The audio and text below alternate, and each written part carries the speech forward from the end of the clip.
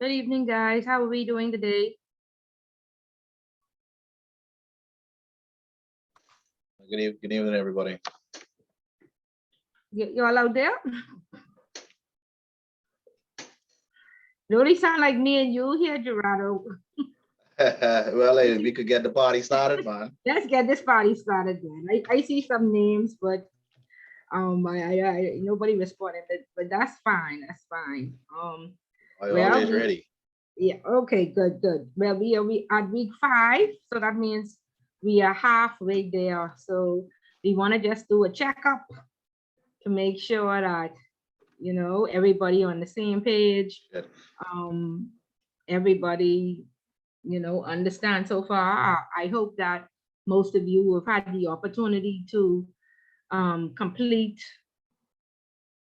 your classwork, and that would prove to you whether or not you understand how the questions are structured, what the questions are asking. How have you been with the homework? Have you had the opportunity to go over the home classwork as yet, Dorado?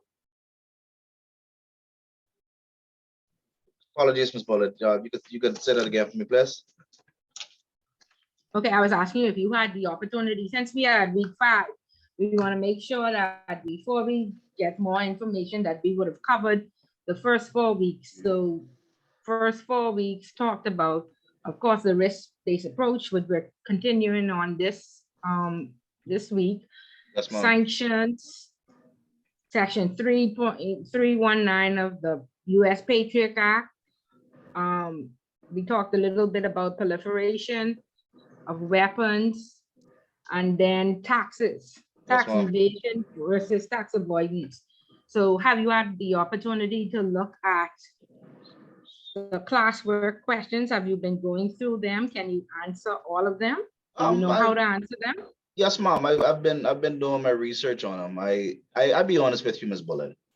The last 4 to 5 weeks in this class has really pulled out the analytical side of me. I realized that majority of the compliance work really speaks to your analytical processing. They say common sense ain't common, but I feel like I've been kind of stretching myself, using a bit more brain power, to answer your question. I've been doing the classwork assignments, just following up on the reading and just doing other little just researches, studying.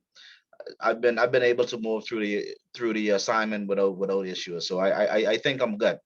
Okay, very, very good. Please to hear that good news. So again, some people think that everything will be written in the book.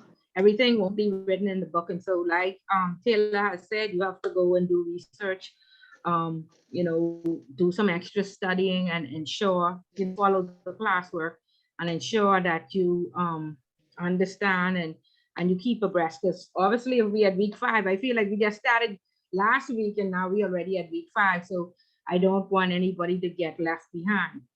Anybody else? Dean, Stubbs, Eddie, anybody else having an issue with the classwork or anything that we've covered so far? For me, no, I don't have no issues with the classwork. Actually, I'm now seeing it tie in or come being exemplified in real life with all of what's going on now with FTX and all of that. Like all of the movements have been happening over the past couple of weeks that has placed us unceremoniously in the limelight. And so now the work definitely now I could see it, actually being exemplified. So I have no problems with that. You could connect the dots now. Yeah, definitely now. Okay. In light of what's been happening. Transpired. Just recently, just recently, yesterday I put a shared article with the rest of the class as it relates to NPO and terrorism financing. I understand that the CTAF has recommended that we be deemed as compliant, seeing that the majority of the NPOs over here or the nonprofits here do not have any links to terrorism financing and all that. So that's very good. So we should at least have 39 out of 40. Thank God. Now, because of what happened tonight, that we definitely ain't get the 40 out of 40. We can get the 39. So Correct. yeah, so Hopefully, yeah, so hopefully, yeah, right? hopefully, But of course, you know, they're going to yeah, dig us up now. They're going to oh retract yeah, all of the mhm, comments that they said previously and yeah. find, you know, find something. They always come up with something else. So I Mhm. don't ever see them allowing us Now, to be at the I forefront. hope I That's, hope you this know, saying that we completed what they didn't do. mhm. But I hope FTX is not You know what I engaged mean? with any terrorism.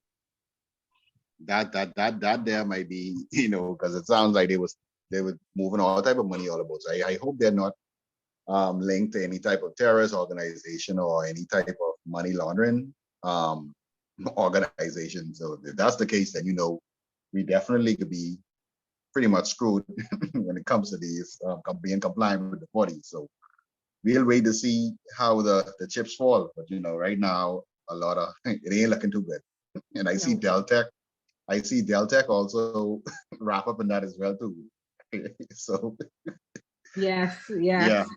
yeah. So we ain't gonna talk too much with that one. Yeah, yeah, we have to be politically correct now because, you know, a lot of Yeah, people that feel like they're being bashed. And so we want to make sure that, yeah. you know, we are We say it. patriotic and supportive of our country, not turning a blind eye, but, Yeah, you know, yeah, just yeah. saying, So you know, helping where mm, they need a help. yeah, And they need a lot of help. And yeah. there was on Shanique Miller, and I may play some of that in this class because in chapter 5 it talks about again we're still carrying on with this risk-based approach, and like I said in the beginning, it's cloudy, and as we move on and we talk about it, um you know, you know, the smoke clears away and you start to understand. But in chapter 5, um, it says in implementing the risk-based approach, companies should not be given the opportunity to make reasonable judgment. No two companies are likely to adopt the same detailed practices. In this regard, regulators should identify and disseminate guidelines. Then it goes on to say what a task it is, you know, for regulators. So it says in some cases the staff are uncomfortable. However, in situations where management fails to recognize or underestimate risk, a culture may develop within the company that allows for inadequate resources to be devoted to compliance, leading to potentially significant compliance failures. So we want to talk about inadequate resources. We want to talk about, of course, compliance makes no money for the business except by, you know, helping save on fines and notices and warnings. And so therefore a lot of the budget is not allocated to compliance. And so therefore a lot of times you have either understaffed or somebody who's overwhelmed or somebody with a high school diploma and no compliance training at all being promoted, you next in line, and then we're going to push you into class. And we saw a lot of that happen after the unions fell under um, the central bank, and they were required to have the MLRO on staff. What they did is just said, Ms. Bullitt, you've been here for 25 years, you next. They didn't ask if you was interested in compliance or we supposed to promote you. The only promotion, the only position we have is compliance. So it's you. And we only can pay you this limited amount. And when you finish school, it could take you now 3 years because you just start that intro, then we can give you a little something extra. Okay, so we can look at a clip with Shanique, and I think it's Cassie Stewart, talking about this problem at the Securities Commission, and y'all could let me know if y'all agree. Go ahead, Taylor, you had your hand raised.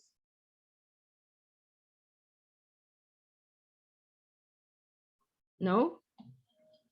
Go on. Anybody else with newspaper? Dorado, you wanted to say something?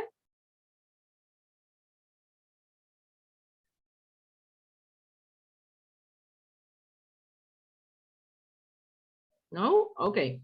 Okay, so I see Sharenda. Sharenda is saying it seems like on the job training training, doing class, playing out in real time. Yes, exactly it is. And so happy that we are here to discuss it, to make sure that we all on the same page. And this, yes, I mean, I am sick of it now. This FTX story, because every news channel has it. It's global. Everybody's talking about it. And the Bahamas is getting a lot of media. Like you can't turn on any channel, any financial channel, and they're not talking about what happened with FTX. Okay, so please follow it. Please be aware. Please be abreast of what's going on. Okay. Anybody else read the newspaper? No? Nobody else? Okay, so Ms. Bullock could play her little clip about what's happening with our regulators.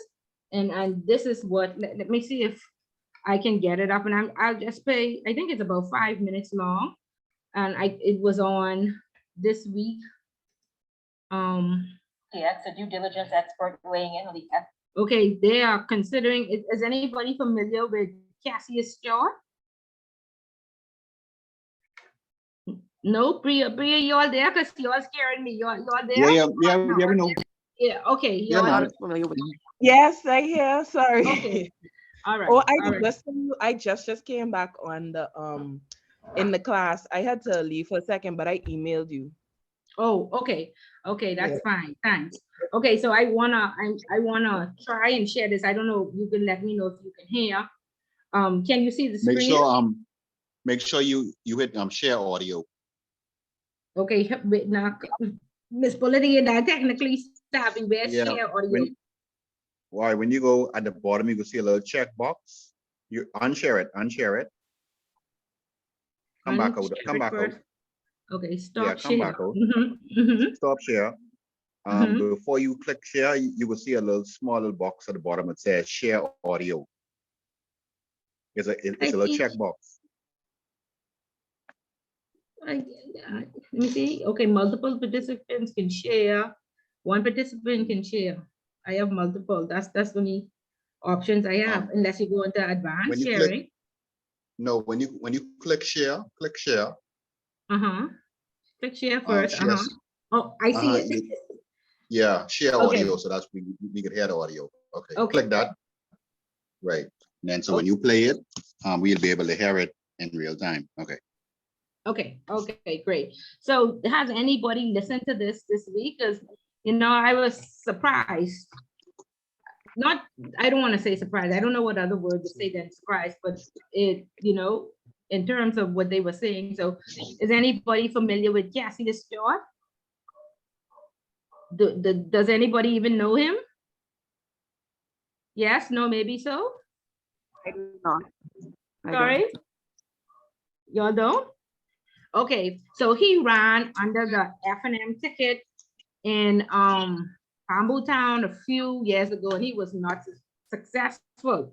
Now, he is most notably known for, I don't know if y'all remember, a few years ago, they tried to reenact when, I guess, was it Pinlin or some Milo Butler who threw the mace out of the House of Assembly? Who threw the mace out? Anybody know that story? I think it was Finland and Milo Butler. Yeah, it was Finland. And I think Milo Butler was there with him, something to that effect. Well, anyway, him and another gentleman, an Archer guy, reenacted that, where they glued their hands, the mace is the sign of respect, and the speaker, controls the mace. And so the speaker has control of the house, and the mace is supposed to be, the symbol of respect. And so whenever it's attacked, you can be like arrested or what have you. And so he, even though he ran under the F&M, he is married to one of the MPs on the PLP side, daughter. So, I was wondering, you're not supporting your father-in-law. It was very strange, when he ran under the F&M ticket. But yeah, he glued his hand to the mace, and the other guy jumped out of the House of Assembly's window and broke his leg. You all remember that? A few years ago. Yeah, no? I Okay. I remember that. Yeah. So that's all I know about Cassius Jordan. I don't know what he's done since then. but Shanique is referring to him as a due diligence expert. And would you, who would, like me, what criteria or educational background or experience that would you have to be considered a due diligence expert? Did anybody knows? At least some type of KYC training or something like that. I mean, I see some parts where you can get specific customer due diligence training or KYC training. I mean, I don't know how it is for over here, but I saw it on Okay. I. Okay, so let's just assume he has this due diligence training then, okay? And so let's listen to what they're saying, and I want everybody to give some comments. And I don't think we have to listen to all of it. It's about 5 minutes long, but just give me your comments. Has anybody seen this yet or no?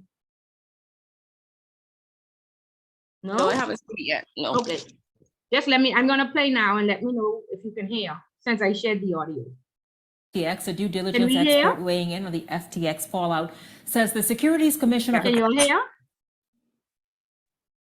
Yes, Yeah? I can hear it. Yeah, you can hear. Okay, Yes. start it over. a due diligence expert weighing in on the FTX fallout, says the Securities Commission of the Bahamas is too small to regulate FTX. This from, of course, the expert who says that he regulators the size of the SCB, Securities Commission of the Bahamas, are typically not in a position to effectively police an organization with billions of dollars of assets and a million or so customers.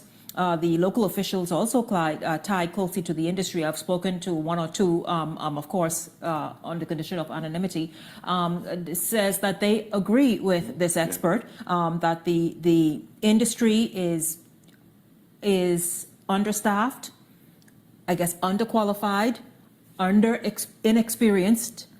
Just the list goes on. How do you think this will play out when the international community and investigators will continue probing?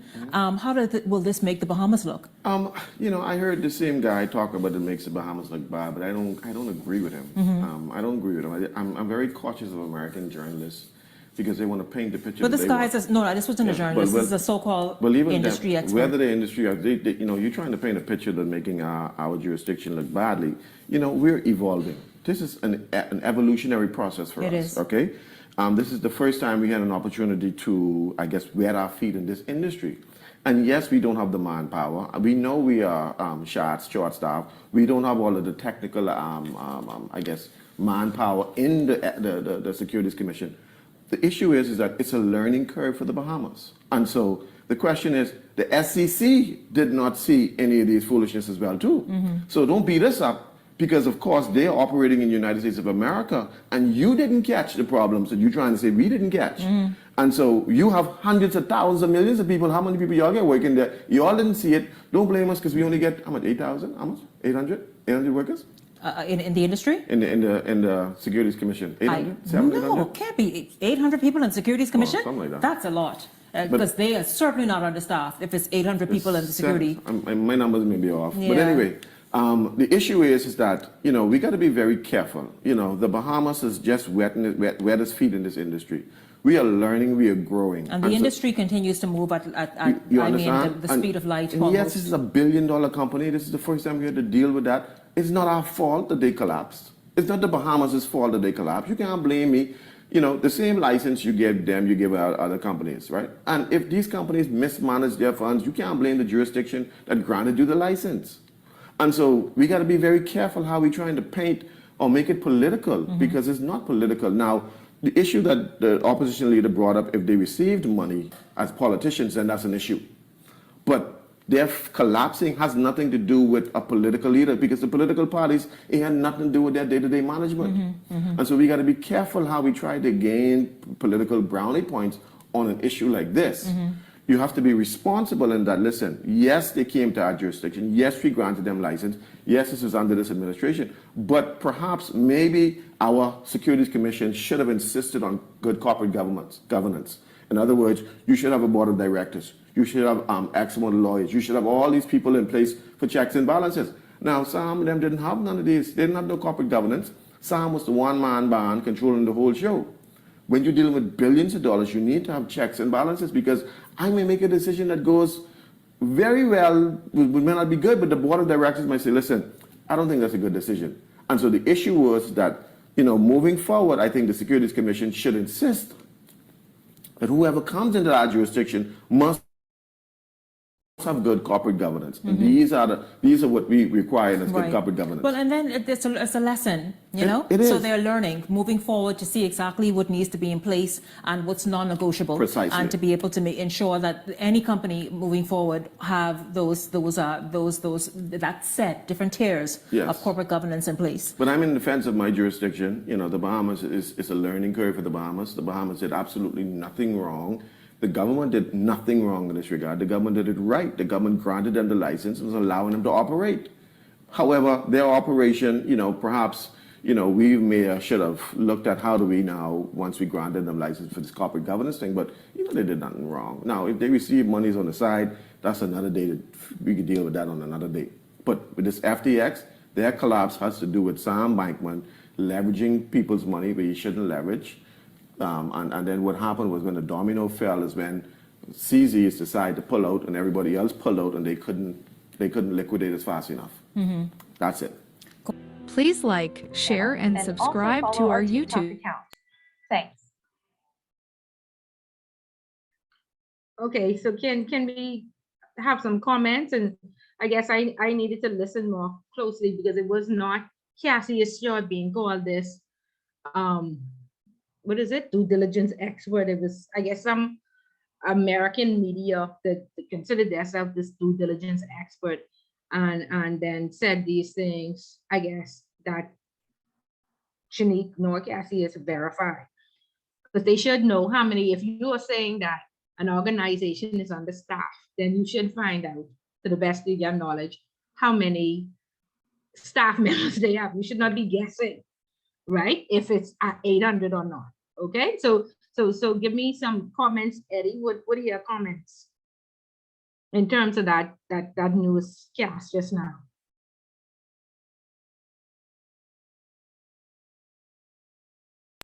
Yes. Yeah, I think he was very objective. And like he was very. I think he spoke the truth. He was very objective. Like he said, if they wasn't able, to catch it, then they can't expect us to be the ones to catch it. So I think, with him, he normally would take a political side, but I think he was very objective in his assessment of this whole situation. And like I said, I akin to his speech almost like with Pinnon, when Pinnon told the reporters over there, he said, if y'all can't stop drug trafficking in your country, How my little country, right? right. So, Yeah. and if you read further into the whole his Bankman and him, his ties to the political, the Democrats and all that, not much is going to come out of this, because like I said, he gave money to the Democrats. I understand he have some connection with the SEC. His mother and father, I believe, are professors, and they have political connections. And so, from what I see, I don't even see him even getting prosecuted, because so much persons are tied up with this. So now they have to look for the scapegoat to blame, which is i.e. the Bahamas, because saying that, oh, we let this guy come in and he was moving. And like you said, and it's also revealed too that he built a backdoor software which enabled him to move money without no type of bells going off. And if he was able to do that, that means he was able to even move American client accounts through the backdoor, and they wasn't even aware of it. So Okay. so we can't be getting beat down by this whole ordeal. I agree with that. Okay, yeah, so I agree with parts of what you said, Eddie, but I'm going to give Gerardo an opportunity to talk, and then I can come back and tell you why I only agree with some of it. Go ahead, Gerardo.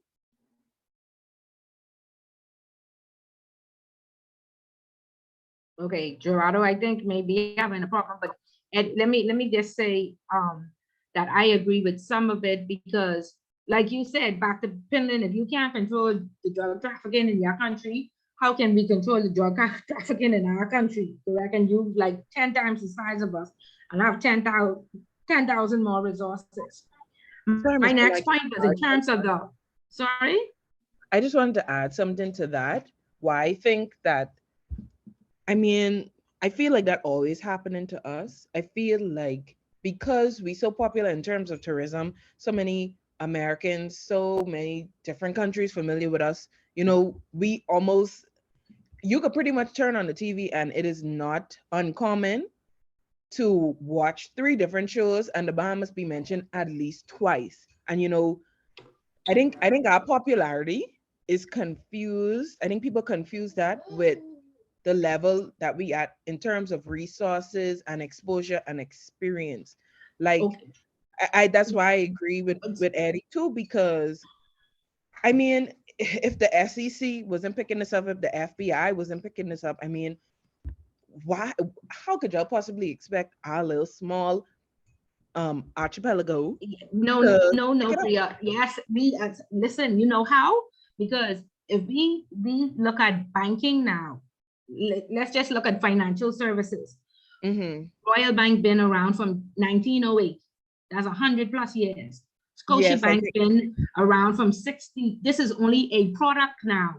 right. It's I under the think- same premise. It's okay, just like the law firms are now regulated. They wasn't regulated in the past. And so therefore the same AML laws apply based on the products and services that they offer. So they don't offer cryptocurrency, so this don't apply to them. They don't offer credit cards, so the credit card section don't apply to them. But the same framework, you must have a risk appetite. You must do a risk assessment. Then you must put controls in place to protect your organization against the risk. It's the same old banking concept from yes, I agree. 1908 or from the central bank was established. I agree Okay? with that. I definitely And agree with so this is just a product. And when he talks about being used to this amount of money, the last company that 2 companies ago that I audited, they had more than $1 billion worth of assets. The only thing, those assets was from like Russia and parts of Africa and Cuba and Venezuela, high risk jurisdiction. Okay, and so they had to clean up those books. But it's customary to have $2-3 billion worth of assets. That's not uncustomary. Now 32 billion, maybe not. But again, like I said, the only thing different with FTX is that all of the rules, regulations don't apply to them because they don't offer all those products and services. They, however, do offer, they are under the corporate service providers license, which requires you, and we're going to look at it. Does it require you to have a board? Does it require you to submit your financials? And we'll look at the requirements from the Securities Commission, and we can say that perhaps, you know, in experience, but like I say, whatever you learn, if you used to regulate other security businesses, then you should know how to regulate this one. You may need to go and study the product, okay, cryptocurrency and the risks associated with that, and learn the ins and outs. But if you work in the Securities Commission, you should already have the Series 7. Okay, so like I say, the policies, the laws really ain't that much different. So, and the money amount, we used to this. 20% of our GDP is financial services. So they little off when it comes to the amount of money. Now the education, Bahamians, we have some pretty smart Bahamians. Do we have the right people in there? We don't know. I could say that we on a learning curve for this product, but not for financial services. We are supposed to be the mecca, you know, in terms of financial services. Okay, go ahead, Julian. You want to say something? Yes, Ms. Bullard, I have to agree with you. Mr. Stewart is really off. I'm thinking he himself may be looking for political brownie points. Of course. My challenge is the same as yours in that we have some really, really bright Bahamians, right? And inside of the corporate world, what happens is that if you realize that you don't have the experts, and we know that we hired some experts initially to write the legislation. So if they contracted experts to assist in writing the legislation, why couldn't they have contracted not just on the Securities Commission side, but also on the government side, the experts to make their initial assessments? And somehow I feel that a lot of this is deliberate. There's just something that's not just, I mean, there's something that's not sitting right with me with this whole thing. Stuart wants to make light of it with respects to this being something new, but like you said, for the amount of years that you have been inside the industry and others that I know, there are some things that should have been done, just generic, basic things that avoided all of this. And obviously, some people got to speak to some people to overlook some things is my strong opinion on this. Thank you. Okay, and correct. And I think I spoke on Inside Job last week. You'll have to watch that, because like Eddie said, he doubt anybody going to jail. Nobody is, when Goldman Sachs failed, guy got $30 million. People lost their pension, they lost their houses from Freddie Mae and the credit crisis. People, millions of houses out there on the real estate market. And these CEOs got bonuses, and then they got hired to the Fed in the United States. Okay, you just caused a whole company collapse that was too big to fail, that the government had to bail out, and the same government that bailed their company out that you caused to fail now appoint you to one of the highest positions in government. How so?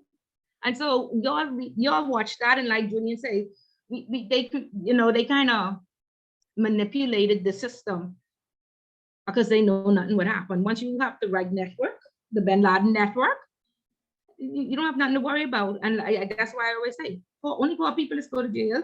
So, so the record could reflect and you could look good. But when it comes to these multi-millionaires, they never go to jail. They never go down. They never pay bills. Nobody's run behind them to pay their loan payments. They borrow millions of dollars from the bank. They never have to pay back. Okay, Ashley? Hi, yes, I'm here. Sorry.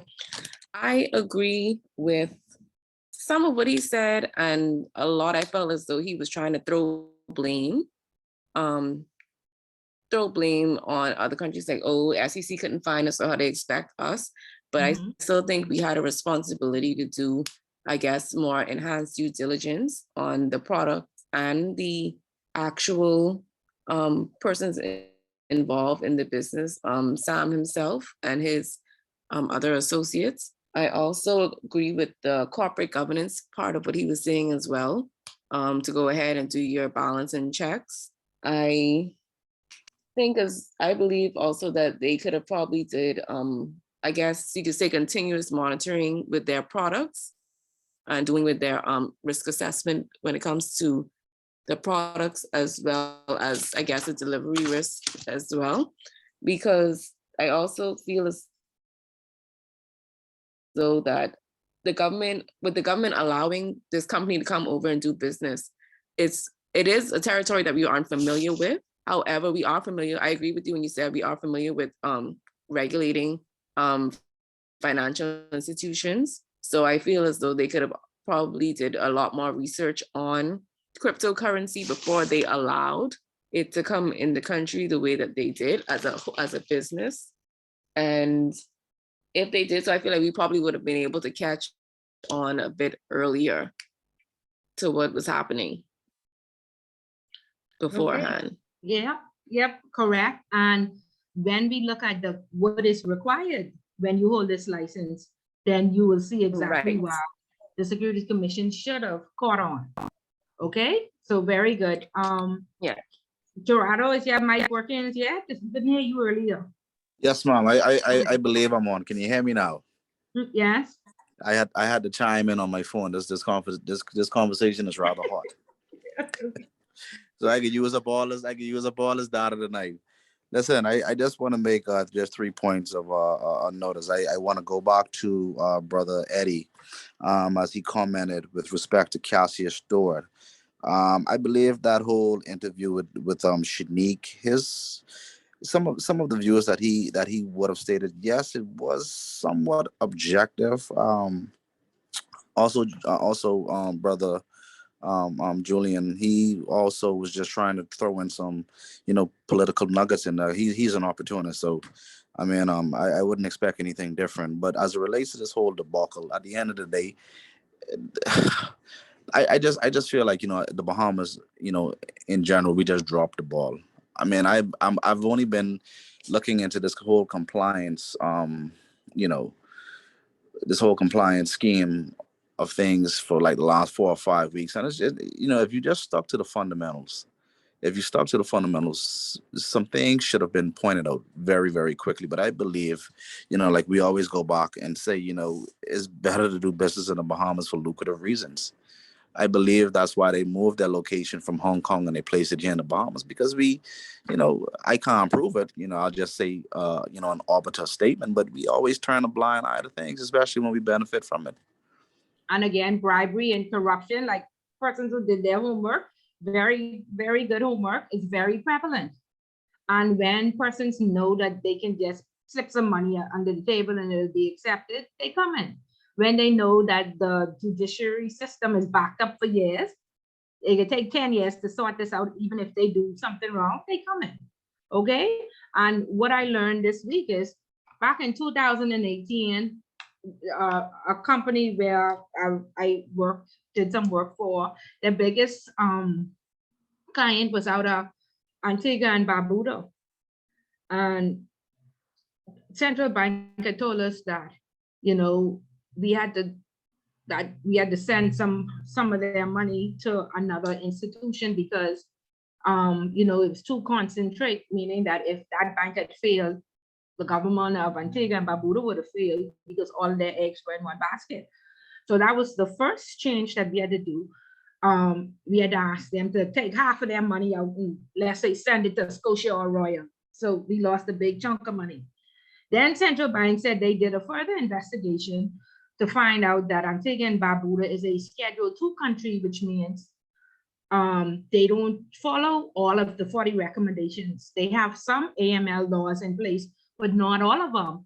And so therefore, they are considered to be high risk, and countries don't do business with them, and they would suggest we close out that account. And we argued with Central Bank for months. And then they said that their decision was final and we had to let the largest account go. Okay, because another problem was that we were doing corresponding banking for them, which meant that the person that went in Antigua into the bank, Antigua didn't require you to bring ID to send a wire or give wiring information like telephone number or address. And of course, we know, according to the Wolfsburg principles, you can't send a wire without an address. And most of the times you have to say the purpose, or you have to have some bill or some type of approval. And so we had to explain to the customer service people in Antigua that if you want us to be able to send wires, this is what you have to ask your customers for. If you're not prepared to ask your customers for this, then we can't send your wires. And so it was a lot of back and forth. Then they finally said, well, can you hire somebody in the Bahamas who they will speak to when they want to send the wire, and they will tell them what they need to put in. And then if the customers want to put it in, we'll say, well, it isn't us that requires it, it's the Bahamas. So we had to set up this whole telephone number and line, and this person, but a lot of wires, of course, for businesses was still sent and they just complied. And so that person who took those calls also kept all of the due diligence, all the KYC in order to send those wires. Now, our correspondent bank was Northern Trust. Northern Trust came down to us and said, that's nesting, and that's against the law. They have to open up their own account, and they're unable to until they put their recommendations in place until they follow our principles. And so along with that, that's what made central bank close out, tell us we have to let this account go.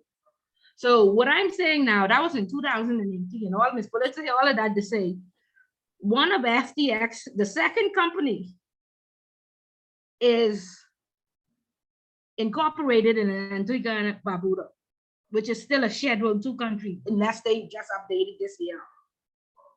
How did we accept that? How, again, if the central bank made us close that out back in 2018, how 19, 20, 21, 22, 4 years later, that a company incorporated in that jurisdiction was approved to open? Okay, that's a gap, because all of the regulators are supposed to be working together. They are supposed to, be on one accord. And if the central bank closing you down for Antigua and Barbuda, that means they should have sent word out that we can't open accounts from this jurisdiction until they update or they are, So that was surprising to me.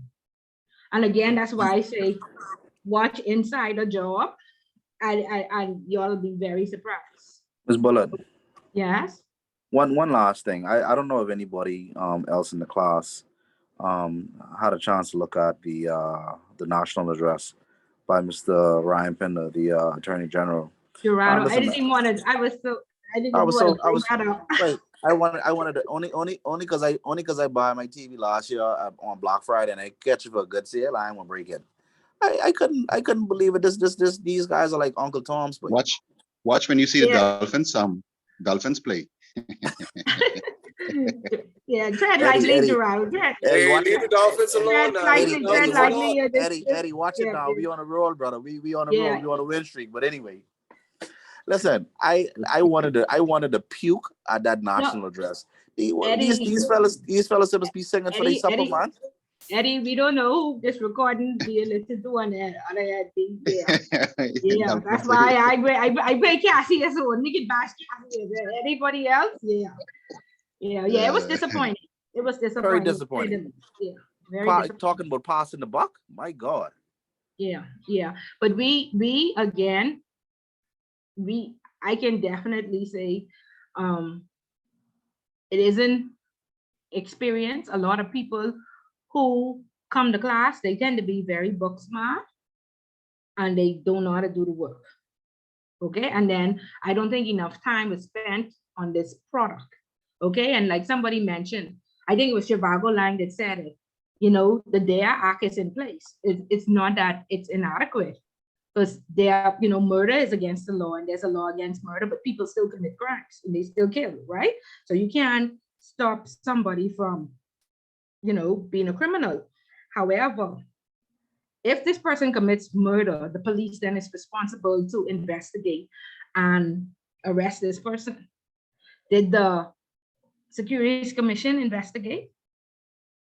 Did they track anybody, or were they surprised like the rest of the world about this corporate governance structure that we are going to look at and this accounting? That this is why I'm saying it's no way they could say it wasn't us. They were in charge.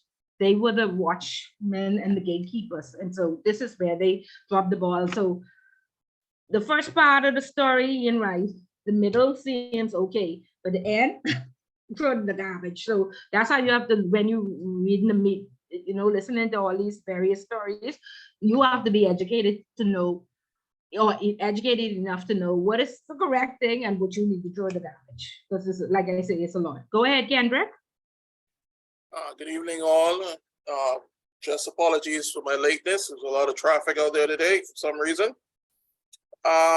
Ms. Bullard, on last evening, I think I was able to absorb a lot of the inside job. And I sat there, Eddie and everybody else, I sat there in amazement as men were able to cash out their funds in the company. I think it's Paulson, who was the head of Goldman Sachs. Yep. At the tune of $485 million, was hired by then Bush Jr. and systematically him and Green with Greenberg the derivative, the what they call the mortgage assembly line or food court. Y'all gotta go watch it. Y'all have to watch it. It is unbelievable, right, Kendra?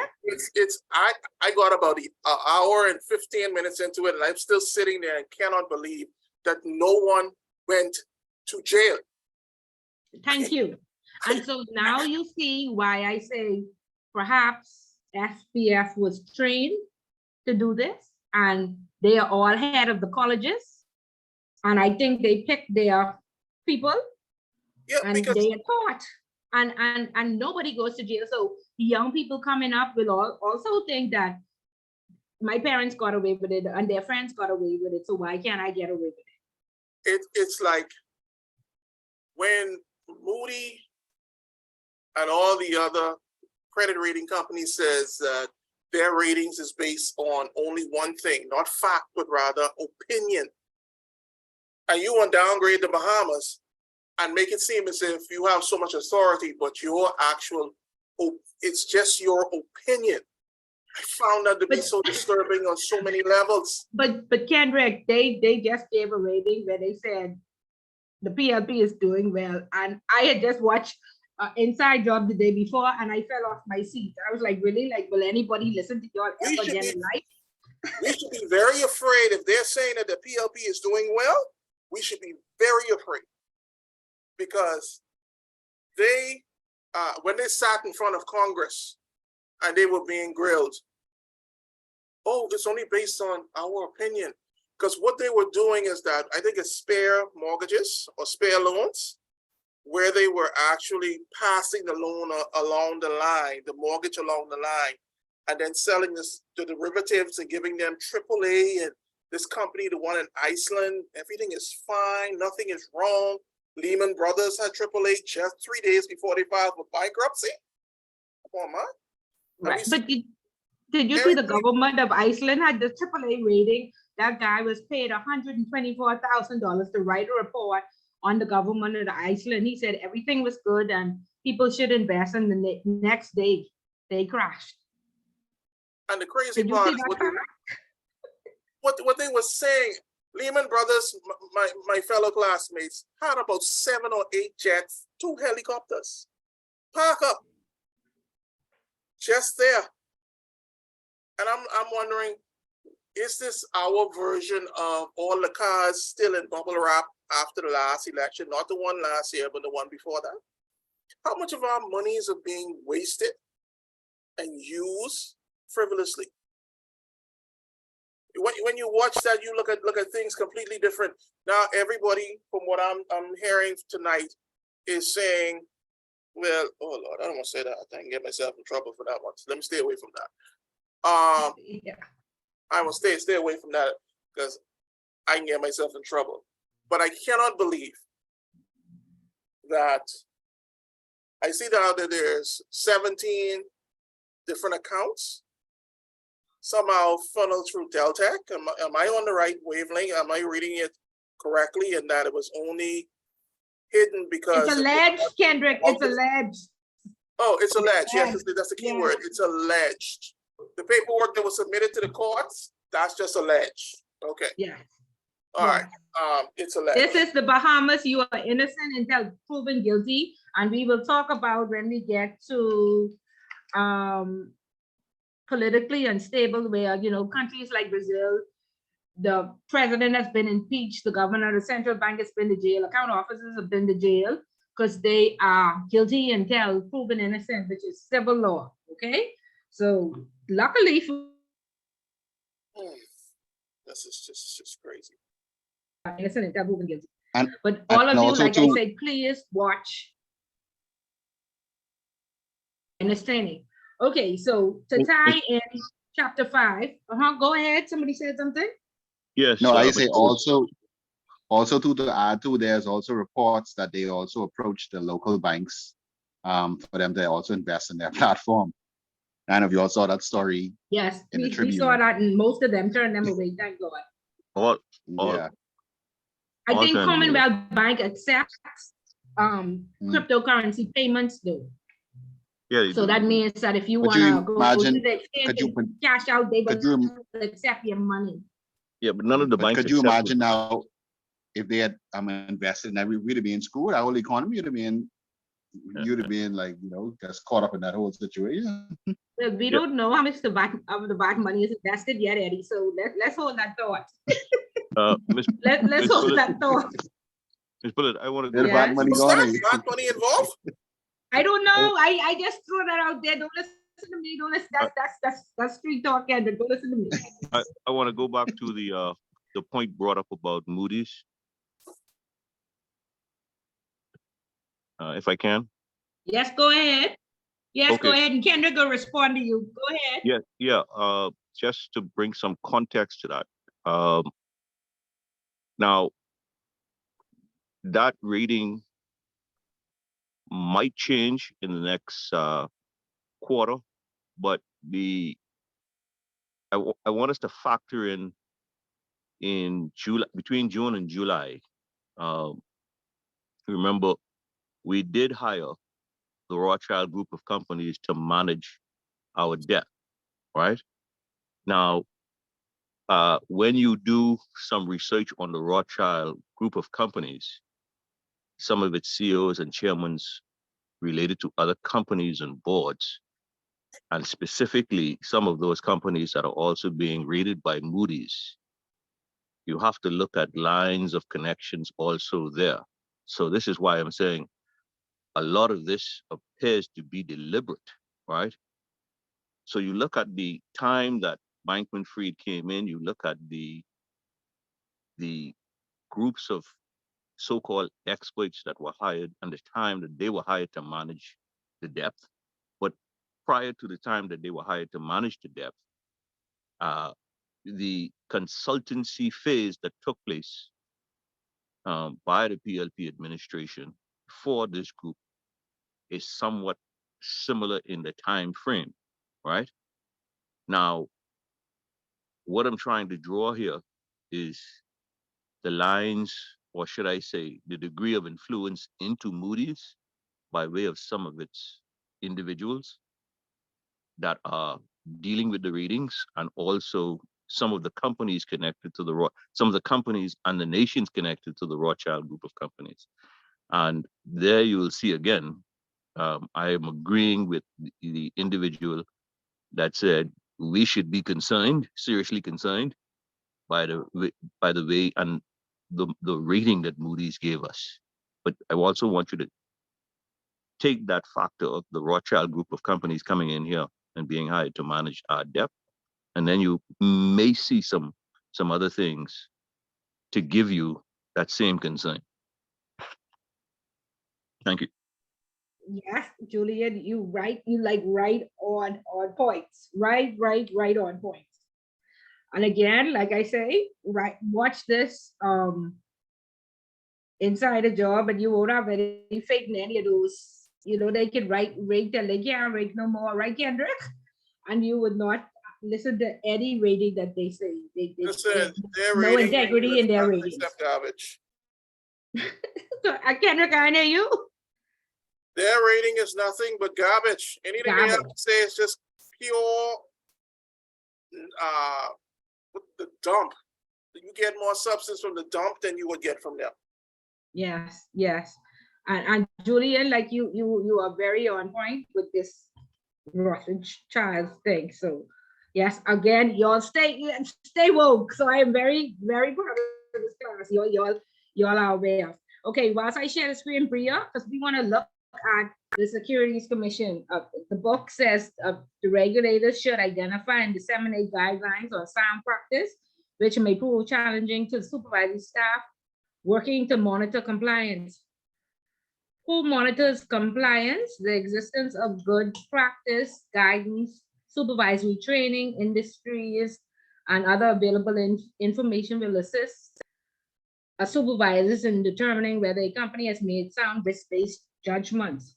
So again, that oversight from the Securities Commission, and let's see exactly what they were doing or what they were supposed to be doing if they should have seen this coming. Bria, you wanted to say something? No, you just went over what I was gonna ask you, because my textbook has a typo, I believe. So it just had industries, but then you corrected and you say industries. So Right. that's all I wanted to. Okay. Okay, so this says there, this is the there Digital Assets and Registered Exchanges Act 2020. Okay, and it just tells you the different fees for registration and people that are registered, the CEO and the compliance officer registered, you have to pay annually. There's an application fee and you pay annually, right? The compliance officer, the MLRO, is supposed to ensure that the business is compliant. And I hope that that's why all of us are here, so we understand the role that we play. And this is why the compliance officer should never report to the CEO. Who was the CEO? Sam Bankman-Fried. If the MLRO was reporting to him, of course there would have been a conflict. If the MLRO was doing the proper risk-based checks and balances, even if she was checking 25% of the work of the leverage of the loans that they were taking on, something, there should have been some red flags. Okay, so she should have blown the whistle, and if she didn't, let's see what's really happening there. Ms. Bullock, So if you wanna, yes, are you able or have you been able to pull up that act, or do you know if that has been gazetted as yet? the Because I'm dare having I find the bill, but the actual act itself having been passed, uh, the period of time that slated for gazetting it for it to be properly published, let's see. because Okay, they have so they have it here, but every time I try to they probably get a take it copy, down because people probably tried to pull it up. yeah, Go and to that in itself I feel is deliberate. yeah. You would go to Bahamas Laws online and get it from there. You got a I copy think because I I have it tried that saved also. somewhere. See, it says I act, but I tried in the it's on Nexus Bahamas Laws Nexus. Online. Yeah, or go to legislative framework. I Click on tried it that in tab. Nexus and Um, one of them. yeah, click on the tab that say legislative framework.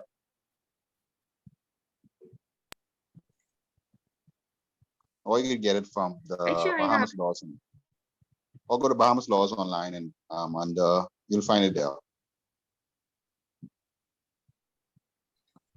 Yeah, but the act is in force.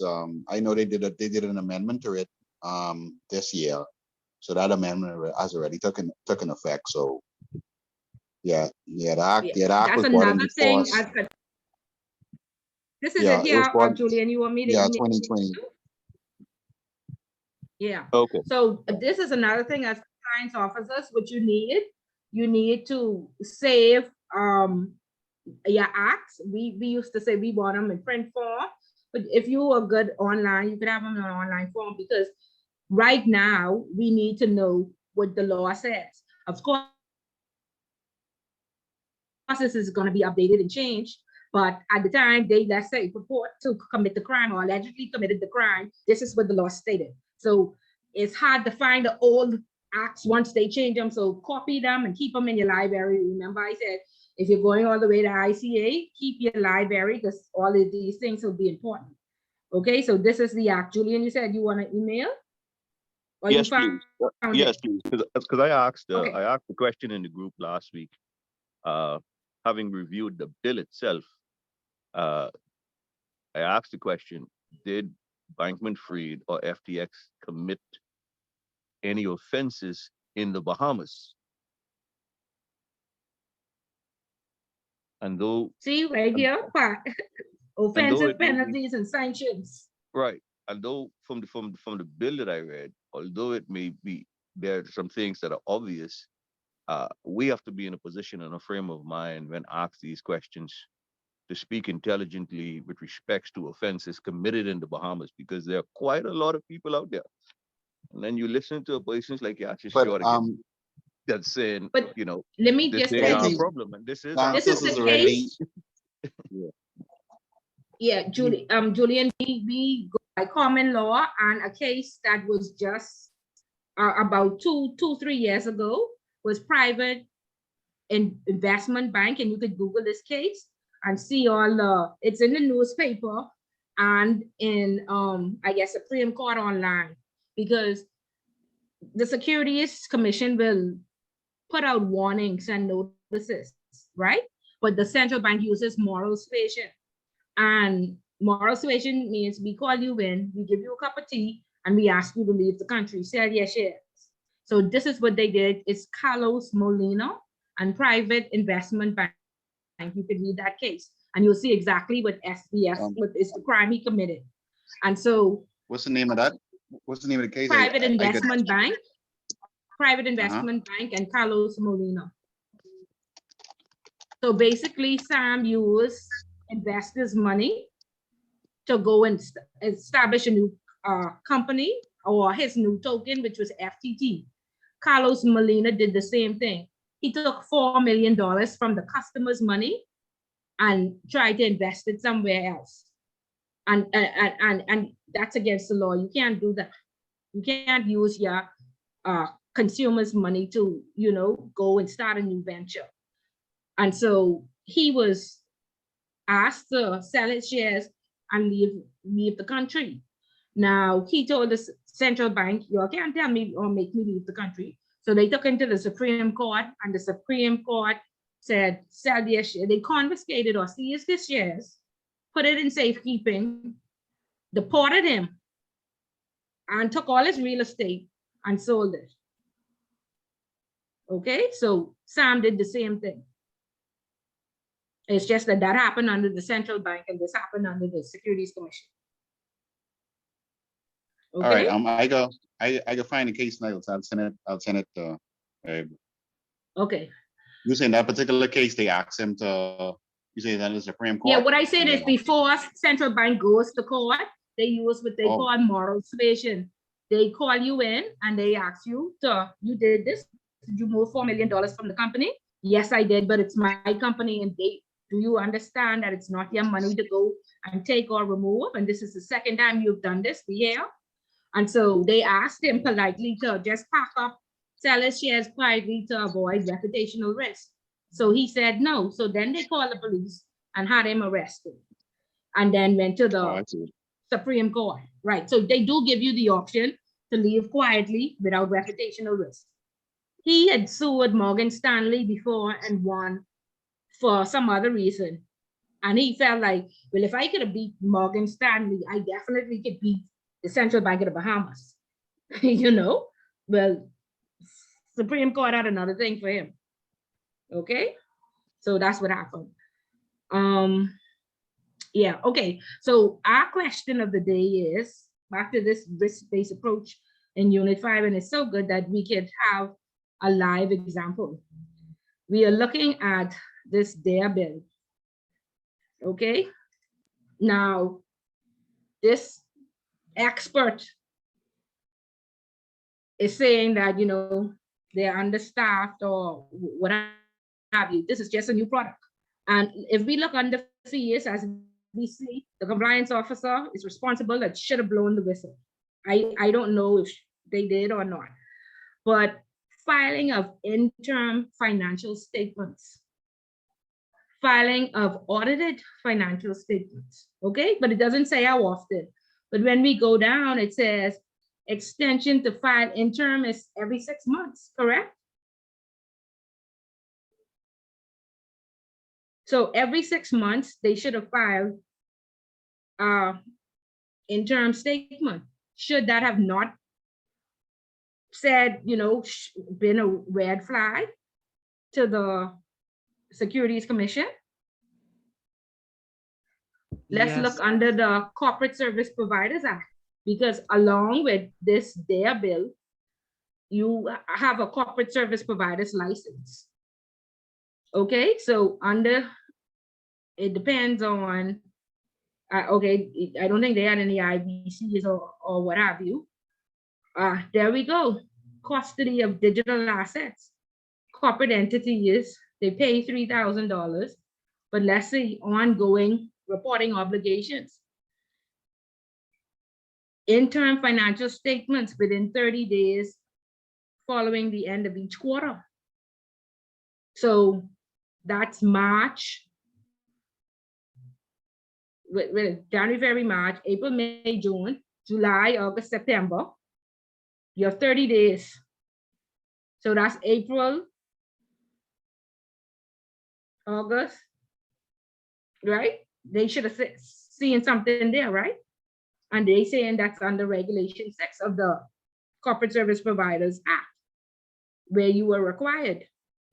Then within 120 days of the financial year, so of 2021, you have till March 30th to have an audited statement in. And then you have to put in an annual auditor's report. So who was their auditors need to be in jail as well. Maintain adequate financial resources and solvency. They must have indemnity insurance. Any other reports and information. Licensees shall keep and maintain relevant information and documents. Advice of specific financial or corporate services being offered. A self-risk assessment. Okay, so did the Securities Commission drop the ball? Should all of these financials that had to be submitted, are they late? Were they received? Because I know there is a fine immediately if you send these in late. So you were saying that this is what the FTX had to do? Yes. But I guess this will be for, well, under the scope of this, it's supposed to be a financial institution. I guess they would fall under the ambit of a financial institution. Okay, listen, there are different licenses you get.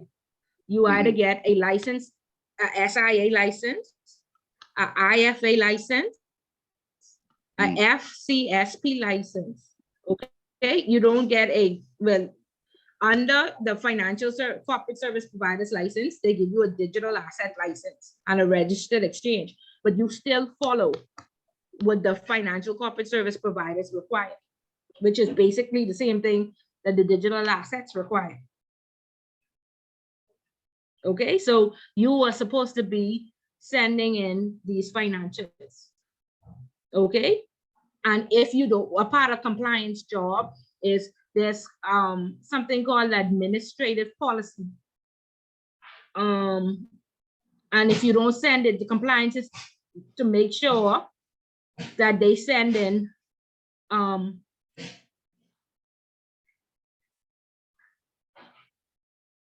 that I'm looking for the administrative policy. Let me see.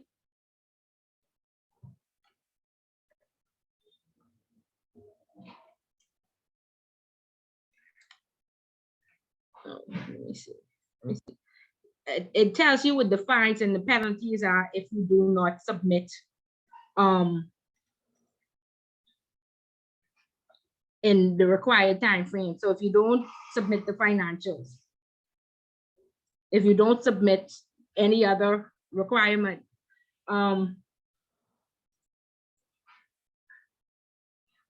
it tells you that you get a fine. And so whatever license you have, this is what is required. And so this is the appendix. Failure to conduct a risk assessment, up to $50,000 per file. Per client, they had more than 1 million customers, right? Failure to conduct customer due diligence, minimum $1,000 up to $200,000 per file per client per account. They had 1 million, up to $50,000 per file per client for the individual.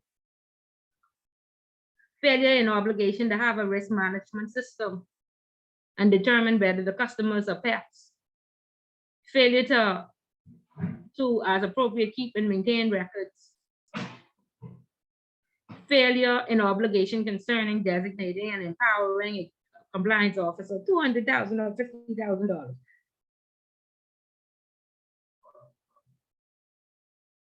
I trying to find failure to submit because I know we used to have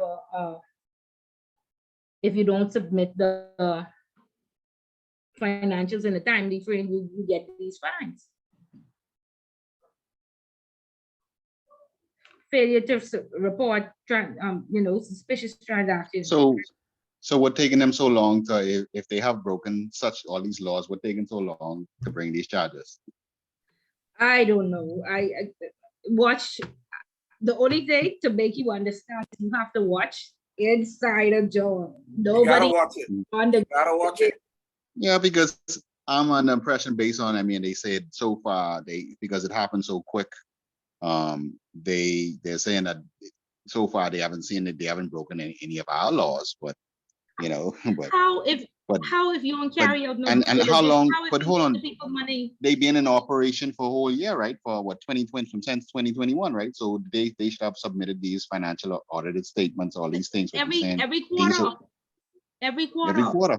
Right. But did you read the report from the guy who took over, who did the Enron case, who has said this He is said there far was, worse than Enron? because there was no evidence of any corporate control, corporate governance Correct. mechanisms. Yeah. I'm certain, and Julian them go read this law, and then they go tell us exactly if you're required to have a board. I know the Investment Fund Act requires you to have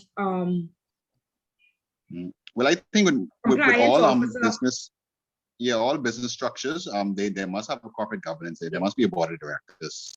You must have annual meetings. I mean, you must have regular meetings and all of that, and the minutes and all of that stuff. So right, and Central Bank just put out the board engagement policy. Just put that out like 2 years ago. So I'm certain that goes for all, not just,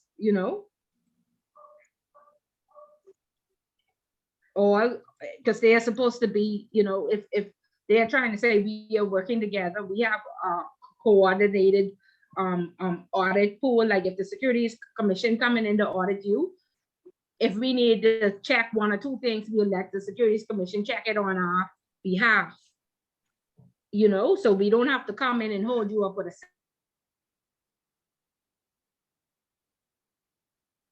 yeah. And so they are supposed to be working together. So I don't understand how. Well, we need to find Omar and get him to say you're going to jail. But Eddie, they got it locked up right now. I think he's in jail right now. I think he got 3 months. Come out. No, he's been released. Oh, okay. Yeah. They're going to jail.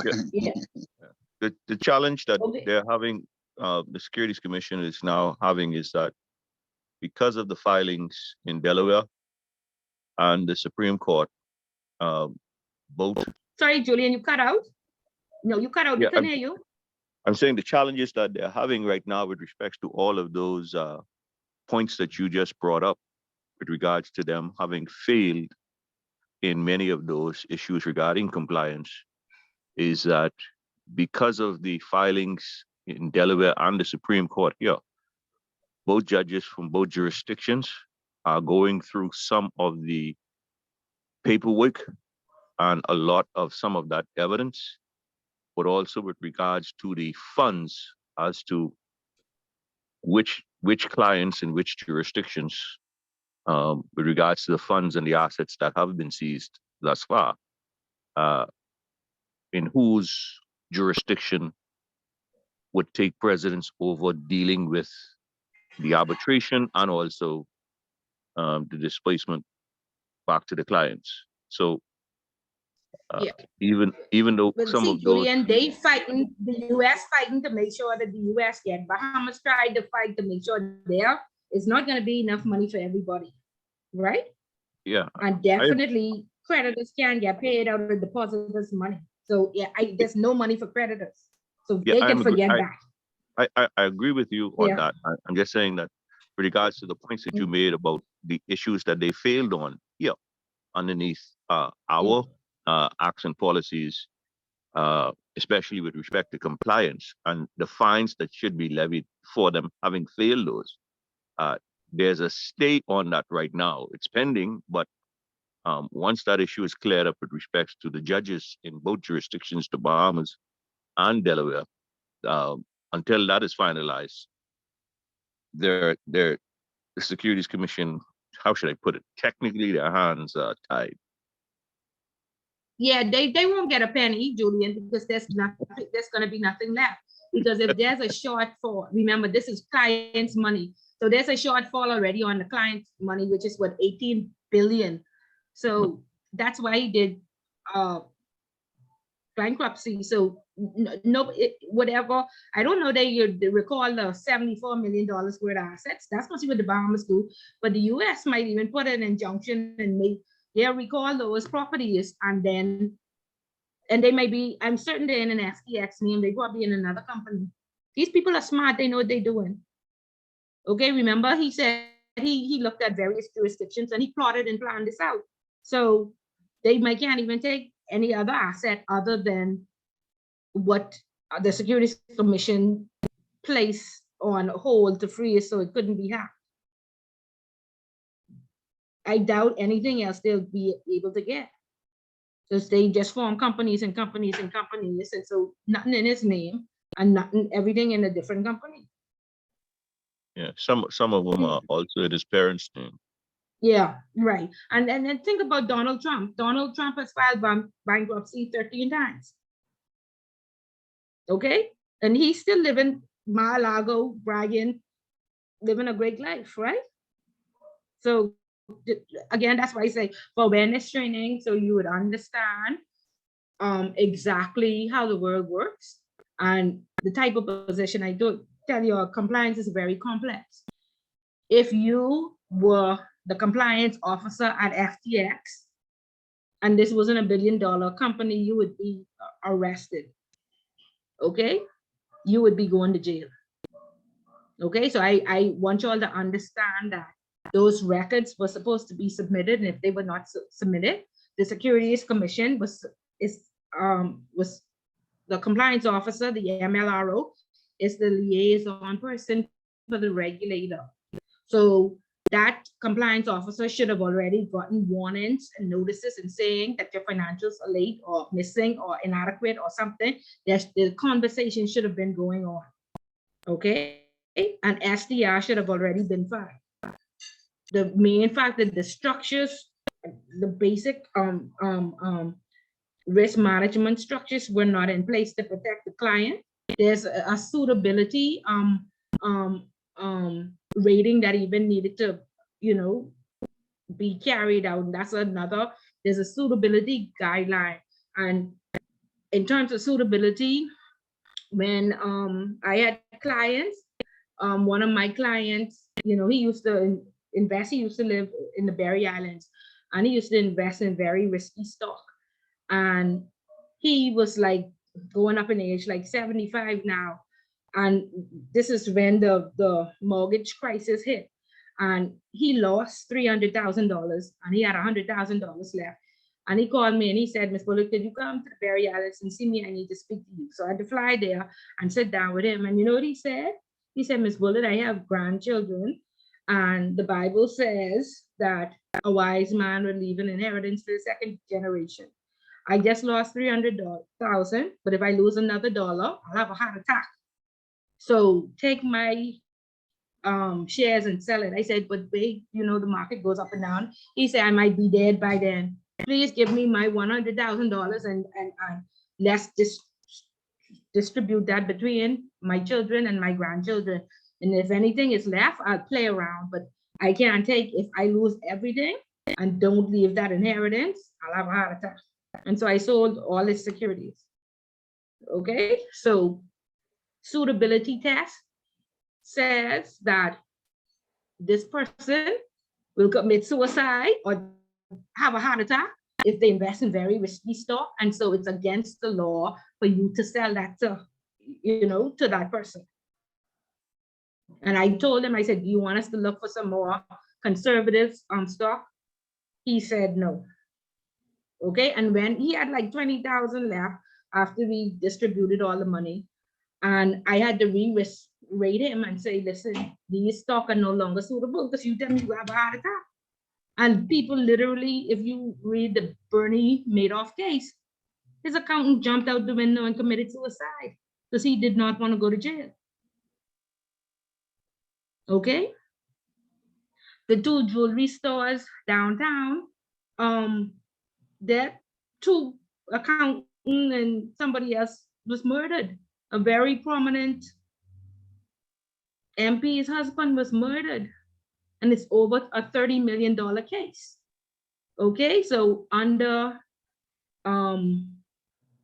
the compliance? Yeah, under the Compliance Commission is precious stones, gold, cash for gold, and jewelry stores. All of them are regulated because a lot of money laundering happens in those types of businesses. And people, we have 2 people that are dead right now, and it's over $30 million. Anybody familiar with those cases? Well, Politician, right? Husband? very Sorry? familiar. Former Very, politician's husband? Very yes, familiar. Very familiar. yeah, There are some okay, there are some okay. people that are providing some very good protection for persons in that case in terms of physical protection. But you have to, after 2 people, after the first person died, Yeah. you know, these people wasn't play, like these people don't play, they're not Bahamians. I mean, Bahamians killing you left, right, and center, but 30 million, Julian, and you Yeah, think that those people wasn't coming for their money? yeah. With the Oh, court-appointed arbitrator in this matter, I've been working with them for months. okay, Yeah.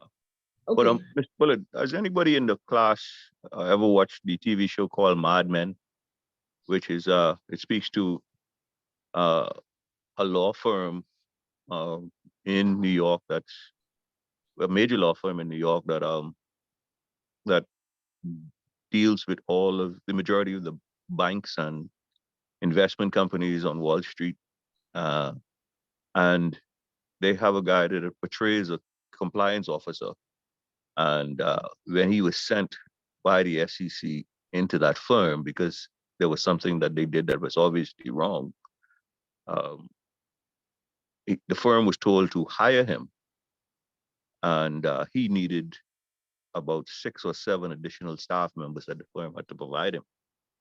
And when he went to the president and the chief operating officer and he made that demand, what they did was they drowned him in paper. They brought in 2 8-foot vans filled with bankers' boxes, placed him in a little room with 2 or 3 of the interns. And somehow there was an email that was sent to one of the chiefs in the company, chief executives in the company, saying that that should take him another 6 months or so. And when that email was found, he filed that email, and the next day the company was charged $10 million.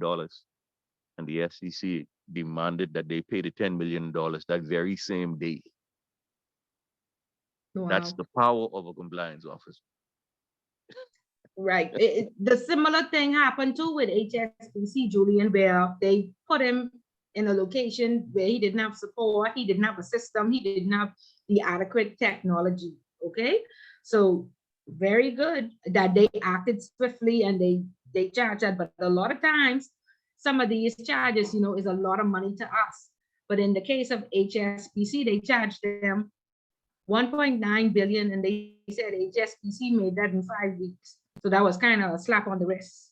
Okay, so that's why these shows are good. I've never watched Mad Men. I put it on my list, but that's the exact same thing that happened with HSBC. So we're saying all this so you understand the risk associated with being this compliance officer.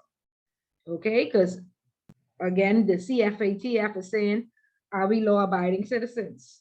A lot of people have not been brought before the courts. Okay, a lot of people have not been, they've been the ones who, all the politicians have been let go. Somebody has to go to jail. Okay, so understand the risk and understand that your job is to ensure that if there are filings, those filings are made on time because the regulator needs to give proper oversight. So for the regulator, can't say that they were shocked. They either dropped the ball by allowing them extensions and not looking closely. You can't extend if for it, every quarter, that's 4 sets of financials for the past year. None of them have showed a red flag. the compliance officer didn't blow the whistle, something is wrong. Legal, they even had a legal team, something is wrong. Okay, so that's what the book Unit 5 talks about, the culture, the regulators being overwhelmed. It's good to have metrics because you need to know exactly how many people that you have in your portfolio, how many clients, which jurisdictions they are from, and you need to decide whether they're high, medium, or low. And then you categorize. If I have a senior person, I'm going to give them 50 high accounts. If I have a junior person, I am going to give them 100 low or medium. But if any of those low or medium accounts are very transactional, I'll put that on the senior, or I leave that with the junior for practice, because with the hopes that the junior will, you know, be promoted. It's the same thing with the regulator. You have to have, everybody is assigned a relationship manager. Okay, that relationship manager should be trained. If there are Spanish clients, Latin American clients, somebody in the Securities Commission should be speaking Spanish. Okay, if there are Asian clients, somebody has to know Mandarin. Okay, so another thing with regulators, if they've never worked in the industry, a lot of them are just book smart. And the people in the industry, they mock the regulators and they always say, man, we could always fool them because we're smarter than them.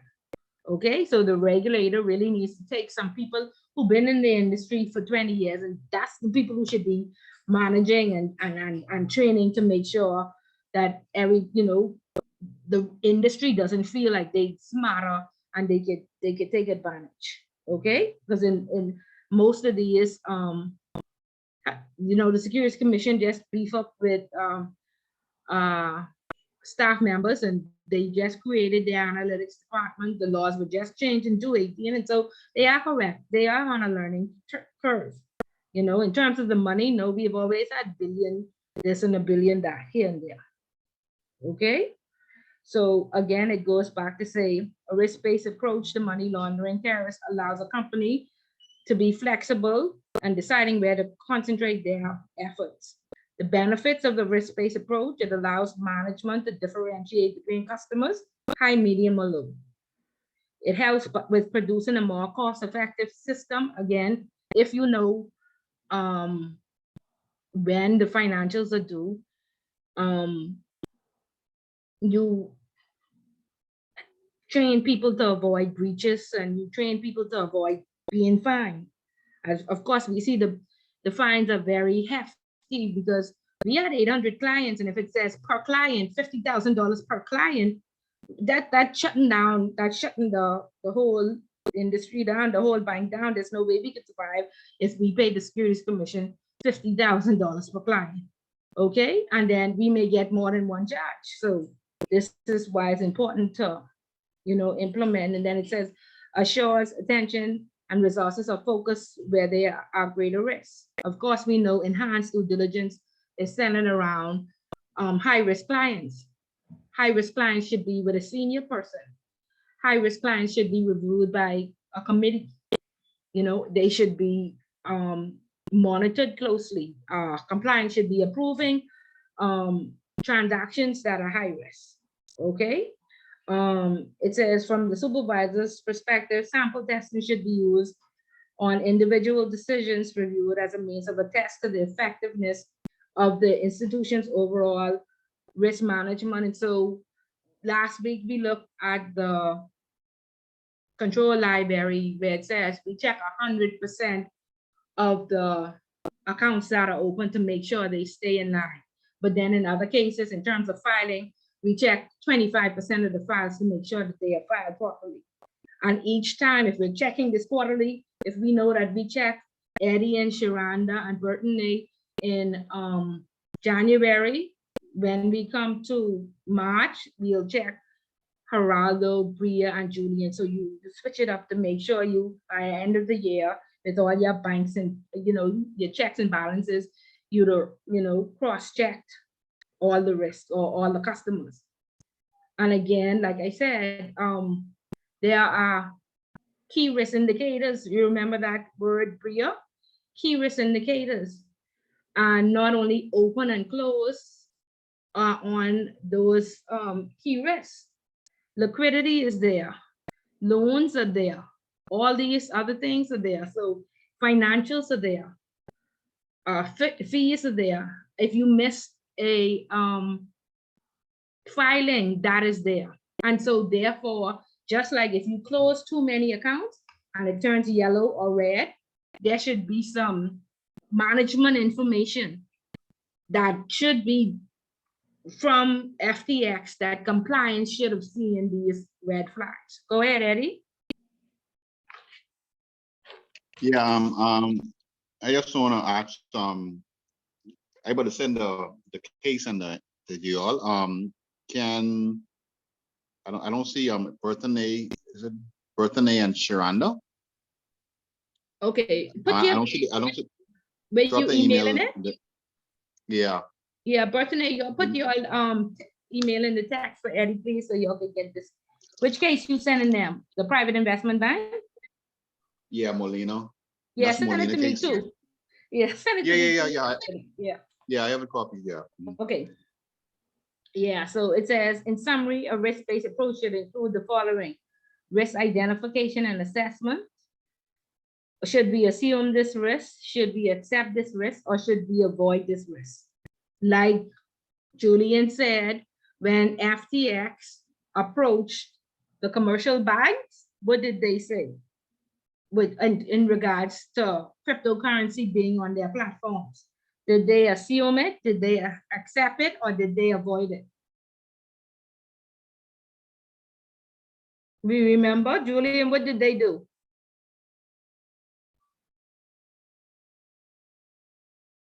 Priya? Courtney? They avoided it, right? You all there? Yeah, I Nobody was about to answering say me. they declined. That was at the beginning of the class. I was talking about that, right? Right, right. So they declined. So that means they avoided the risk. They didn't take it on, right? Courtney, you there? Yes, None of the ma'am. banks took it on. Repeat the question though. Yeah, none I of the banks said, took it on. when, yeah. So Julian said earlier that FTX approached the commercial banks in the Bahamas. And I think remember it we was. said, I think it was Eddie that said it. oh, I think okay, it was I think it was Eddie. Eddie. Yeah. Yeah, and so if they accepted it, if they said, oh yes, this is a good new product that we want to offer, did they accept it? Did they assume it? Or did they avoid it? Courtney? They avoided it. Sorry. Okay, okay, very good. I just want to make sure you follow. Yes, ma'am. Okay. Okay. Then it says risk management and mitigation. And again, we talked about insurance, and then we saw with the Securities Commission, it says you must have indemnity insurance. Okay, and we spoke about indemnity insurance. And then risk monitoring. The risk, there's a risk owner, and they monitor the control library that we look at, and they measure it to make sure, is it effective? Does this make sense? We documented all these risks. We're testing it to make sure that our controls are airtight, okay, that there are no loopholes. Okay, so you test the effectiveness, and then it talks about documentation. So the policies, the procedures, I know a lot of us, take it for granted that, oh, this is too big. Our central bank guidelines is 91 pages. We don't have time to read that. Let me tell you, you better read it. Your job description better be up to date. All the functions that you carry out should be listed on your job description, and then you should know the risk associated with those functions. Okay, gone are the days when you could say it's too much paper, or I can't read, or they never produce a job description, so I don't know. It's too much risk, and you could go to jail. And like I said, the hackers and scammers are always smarter than us, and so therefore our only God is to be able to explain ourselves so we are not charged with negligence. Okay, because they will infiltrate your system. It's if they say, Eddie, Who are the A and big signatures in your company? How many people have to sign on for a check to be approved? How does the system work? What does the system tell you? Do you world check every night? Do you not? And if Eddie can't answer those questions, Eddie negligent. Okay, so please stop taking these jobs and not knowing what the risk is associated with these products and services. FTX and cryptocurrency is a whole big market. Why, Miss Bullet? Okay? I want my 100K, boy. I know about that. I tired of making it. You I taking want the that black under card. card. Yeah, there's a little 30K. There's a little 30K ain't cutting it with all these children and all, taking care of these kids. I ain't. Yeah, but Eddie, no. I ain't 100K, man. Well, you in the right place. Know the product risk, know the service. Cryptocurrency is just one product, okay? Know the risk associated with that one product. Study it, understand it, or don't take the job, okay? Years ago, when the laws changed in 2018, the Securities Commission increased our leverage. That means the amount you can borrow when you trading. And so that made the Bahamas a very attractive jurisdiction. And so we offered broker-dealer licenses left, right, and center, and a lot of broker-dealers popped up, okay? Then they saw us as could be a high-risk jurisdiction with such a high leverage, and so we decreased it. But our leverage is still higher than most jurisdictions in Europe, Switzerland, and so the Bahamas is still attractive. So the same thing what they did with the leverage is the same thing what they're doing with FTX, creating the law, making it attractive. It's just a new product. Please study it before you go and work in that industry. And again, this is, like I say, how do we learn? Like Ms. Bullitt said, when she started from the 50 worst cases, the worst scenario. So this FTX, if you're going to work with cryptocurrency, this is a good, follow this case, and you should be expert when you get into the industry. Please don't go work for the regulator if you have no industry training. Okay, so assessing product and service risk, cross-border corresponding banking services. Again, I told you on the story about the bank in Antigua and Barbuda. We were considered to be nesting because they went to the correspondent bank, and the correspondent bank said, no, you are a Schedule 2 country. We can't open this account for you until you update your recommendations or your laws. What did they do? They got a loophole. Okay, we won't go to direct. We would go to the Bahamas and go through the Bahamas. Yes, it's going to cost our customers more money because now the Bahamas could tack on $100 for wiring fees. However, our businesses can't strive because our businesses are ordering material from China, material from the US, material from different parts of the world, and they have to send wires in order to pay for that. So it's going to be expensive, but they can still, get their orders. They can still trade. However, like I said, the correspondent bank saw that as a loophole, them coming to the Bahamas. Bahamas made a lot of money. Our company made a lot of money, but they shut it down, okay? Trust and corporate services. Again, I worked to Royal Bank for 16 years. My last 8 years was spent at Royal Bank Trust. Royal Bank Trust was shut down in 2016 for allegedly cooperating with the customer to tax evade and for stolen art. And so if any of you have ever worked in trust, we all know that trust is a corporate entity all by itself. And so what happens is when you establish a trust, your name and everything is everything is protected because you turn over your assets to the company. And so the trust now is in the name of the Royal Bank of Canada. And so all of the business that we do, we don't say Sharonda Sawyer or Bria Watson, we say on behalf of the Royal Bank of Canada. And so this was say back in 2016, of course, another very large client gave us some big binders with over 1,000 pieces of artwork in it.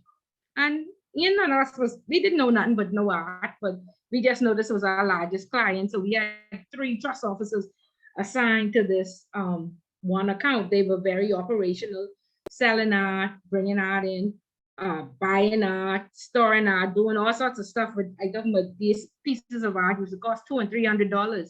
And so each time they sent in a request for a transfer, we would have to go into those binders, photocopy which piece of artwork they wanted to buy, and staple it to the back of the transaction and approve it.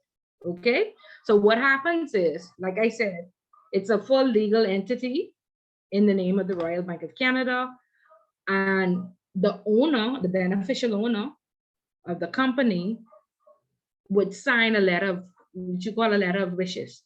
So you would see all the transactions saying, I wish that Miss Bullard would sell this piece of art for $5 million and send a wire to this place. And I wish that she would pay my children's school fees. And I wish that she would do this or that. So that's how trusts work. So this account we had for these 10 years, they wrote a letter. I wish that y'all establish a storage facility for us in France. And so, of course, we had to get on the phone, call all the storage facilities in France, and find one large enough in a safe area to store this art. Then we had to arrange for a truck to move the art from one location to the next. Well, however, whilst we were arranging this, and again, we got a contract in the name of the Royal Bank of Canada.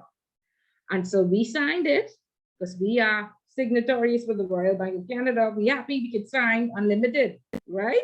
No indemnity insurance. And so we sign in away. And we wish that we could have gone to France to do this in person, right? So we get the storage facility, we transport the art, and the whole time the FBI is watching. So the minute we get the art in there, the FBI, the CIA, and everything go into the storage facility's office and then ask, who does that storage facility belong to? This belongs to the Royal Bank of Canada. And of course, within weeks, we get subpoenas and we have to show up in court in France and we have to do this and do that. And the whole Royal Bank of Canada Trust company that was making $11 million in revenue annually, 11 plus million, was being shut down because there are 5 entities of Royal Bank here: Royal Bank Dominion Securities, commercial, private bank. There are 5, I can't remember all now. And they were going to suffer reputational risk because every day we were in the newspaper, every day we were in the French newspaper. So every time they went to court, it was reputational risk. And so we shut down. 33 persons went home. We got awesome packages, but yeah, we all went home. Okay. So again, just like FTX, nobody being familiar with the risk associated with that art. Those art was stolen. Okay. Did we have the binder in our possession? Yes. Did we ever look through it? No, more than 1,000 pieces of art, and we wasn't interested in art. Okay. And they were pictures like the Mona Lisa and stuff like that. Did we have an appraiser on hand? No. We did not realize the risk associated with that art. Thank God that happened before the laws changed in 2018, because all us would have been in jail. Right? And so eventually the court case has gone on and they dropped the tax evasion charges, but still the stolen art. Okay? So understand the risks associated with the product and services that your firm offers. Okay? Another, when I was at the Swiss bank, you know, we had a risk appetite. and there was a technological firm that provided the platform for Pornhub. And of course, the holy and solely people said, no, Miss Bullet, if you approve that account, you go into hell. Right? Now I said, why would I be going to hell? This is the tech firm. This is not Pornhub itself, you know? And so they said, you have to put it as high risk. I said, based on what? Okay. Then we had the case of the US Army opening an account and for their army, their military section. So of course we opened that account. A few months later, I guess one military personnel from the US spoke to military personnel from Israel. So here now we have Israel contacting us saying they want to open an account. We go open it for the US because you can't ever tell the US no, but now it's too risky because we consider Israel now a corrupt jurisdiction, and you know, we think most of the arms come from Israel, so we decline that account, but we can't make it seem like we discriminating. So we just had to say, well, Israel is not in our risk appetite. But again, people have a target to meet. And so you would have the CEO and the salesperson who bought in this account from Israel down your back saying, nothing's wrong with Israel. You need to do your homework. You can't just assume that a jurisdiction is high risk. You can't just say this. And so you have to be knowledgeable and do your research. And so you could, you know, defend your point, or you would see that some banks like Delta, they go create a committee to approve this account, even though you didn't. Okay, so you have to be careful of that. And Bullet, see that, yes. have you ever heard about or did any research on the Guggenheim Bank and Barclays Bank? No, not familiar. Okay. When you have an opportunity of free rare movement, and I'd like some of the class members to just check it. But I had a college research paper to do for that inside a military school, where the Guggenheim Bank was formed by clandestine members of the CIA that hired several drug traffickers to infiltrate the Pinling government. They were sending millions of dollars from drug trafficking proceeds through the Bahamas into the US and Canada, into Barclays Bank. And a number of members of the Pinling administration also had bank accounts in Barclays.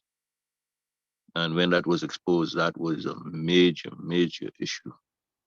But it's all why the commission inquiry was held? It led to it, but the intent was to bring down the Pinland administration. And what happened was they created this front bank.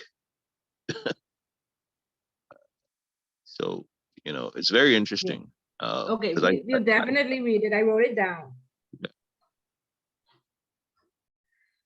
And we could probably discuss it after a few of you would have read over it. Okay, I just want to make sure y'all understanding, assessing product and service risk. Remember, sometimes it's just a service that you offer. Sometimes it's a product specific.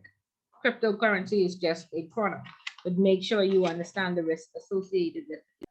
Okay, and then it goes on to talk about assessing delivery risk, assessing customer risk, assessing geographical risk. And again, in the offshore world, nobody walks into the bank and asks for a wire or deposit or whatever. Everything is done over email and by transfer. And so if you don't have a corresponding bank and you're unable to send wires, then you can't exist in the offshore world. Okay, and so we don't have you know, we don't fly out every single time to meet a client. Our sales officers are allowed to spend 25% of whatever they make, whatever business they bring in. So they are careful until they get a big account, a big $10 million account, because then they could spend 25% of that on travel and dinners and meetings. And so what happens is that we have what we call business introducers and external asset managers that sit around the world. So we have 10 in Switzerland, 2 in Milan, 2 in France, 2 in different parts of Asia, some in Latin America, and they act on our behalf. And because they are external, means that they don't work for the Royal Bank of Canada. That's called a non-face-to-face transaction, because once our external partner meets them and brings them, they look at the risk appetite and they decide, okay, you're a little bit conservative, so we'll send you to Royal Bank, because they work for other banks and other institutions.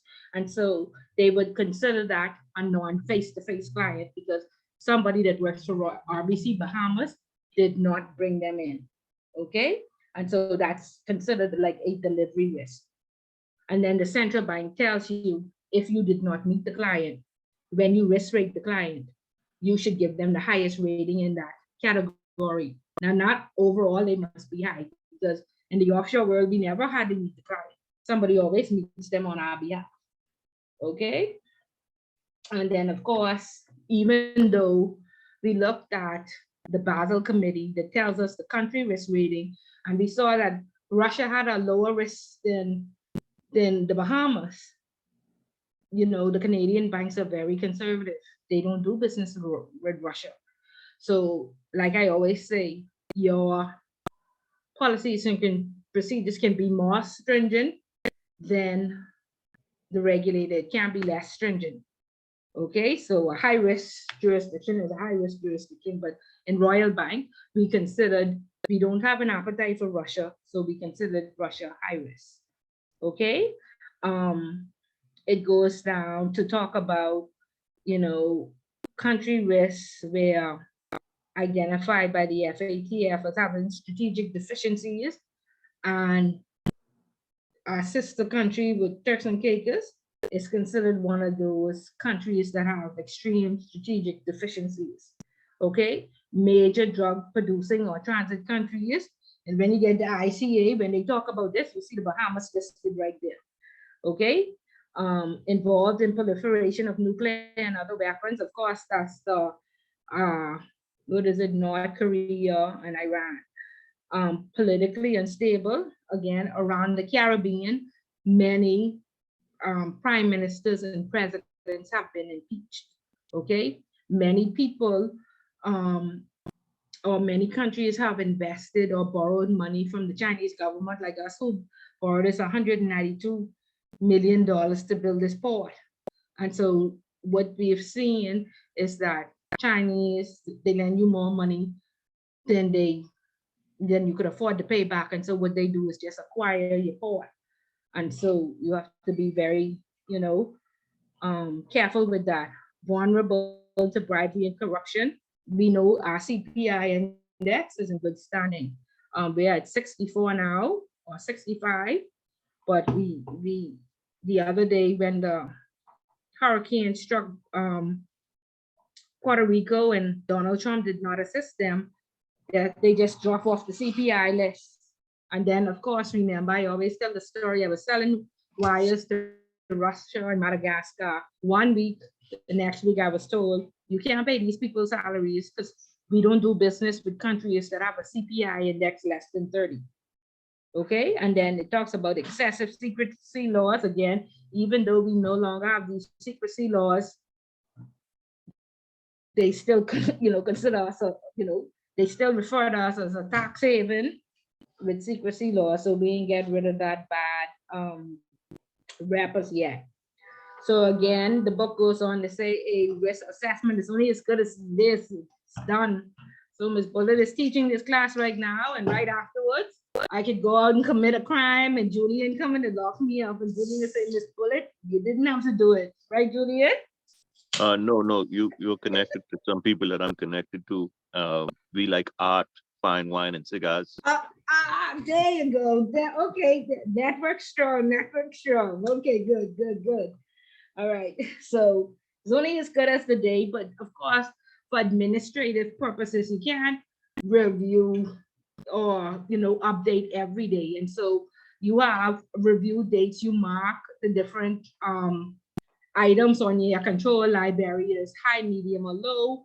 And then based on, every 3 years, every 2 years, you review the process, or you check a percentage. Like I said, you check 25% of the class this week, and next week you check the next 25%. Okay, but on that risk assessment, which we looked at, it should talk about the criminal risk of money laundering, regulatory risks, what are the controls you have in place to protect your institution against regulatory fines. The compliance officer receives a note from the finance department confirming all the financials were sent 120 days before the end of the month, and then every quarter. If the compliance officer does not receive that from finance, she reports finance department to the board or to the CEO. Okay.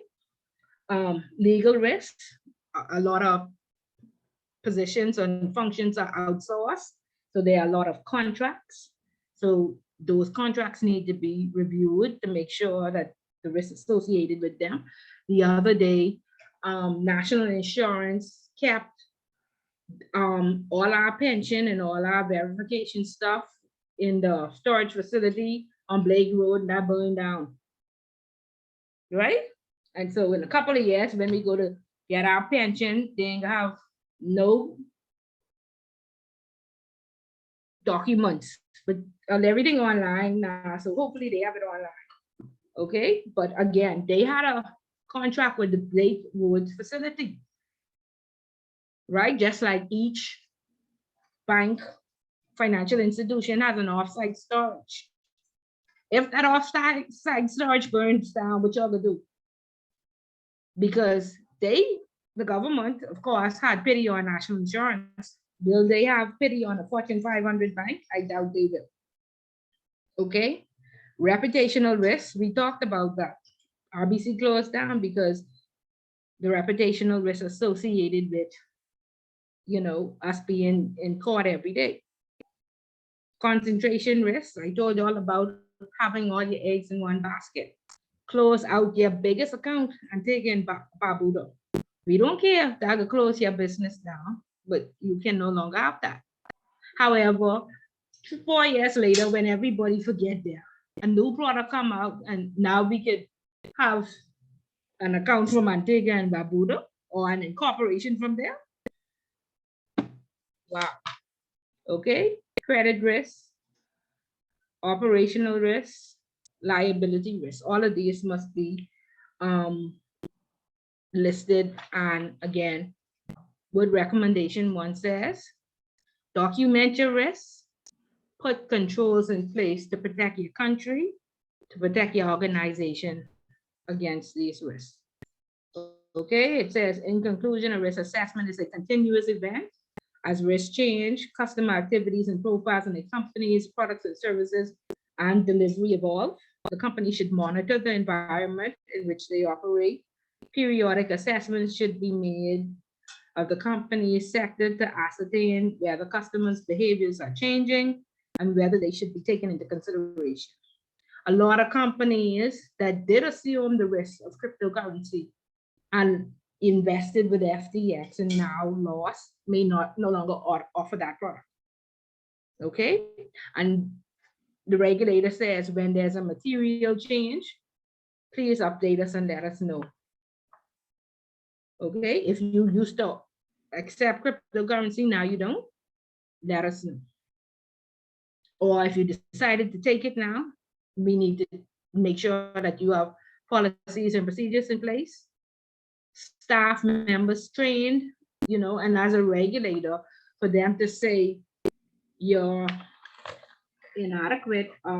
The first check that we did when there's a problem or when there are issues or audit notes, the first thing we do is say, give us your department names, give us all of the resumes of the people in it, and tell us, make sure it shows the number of years of experience.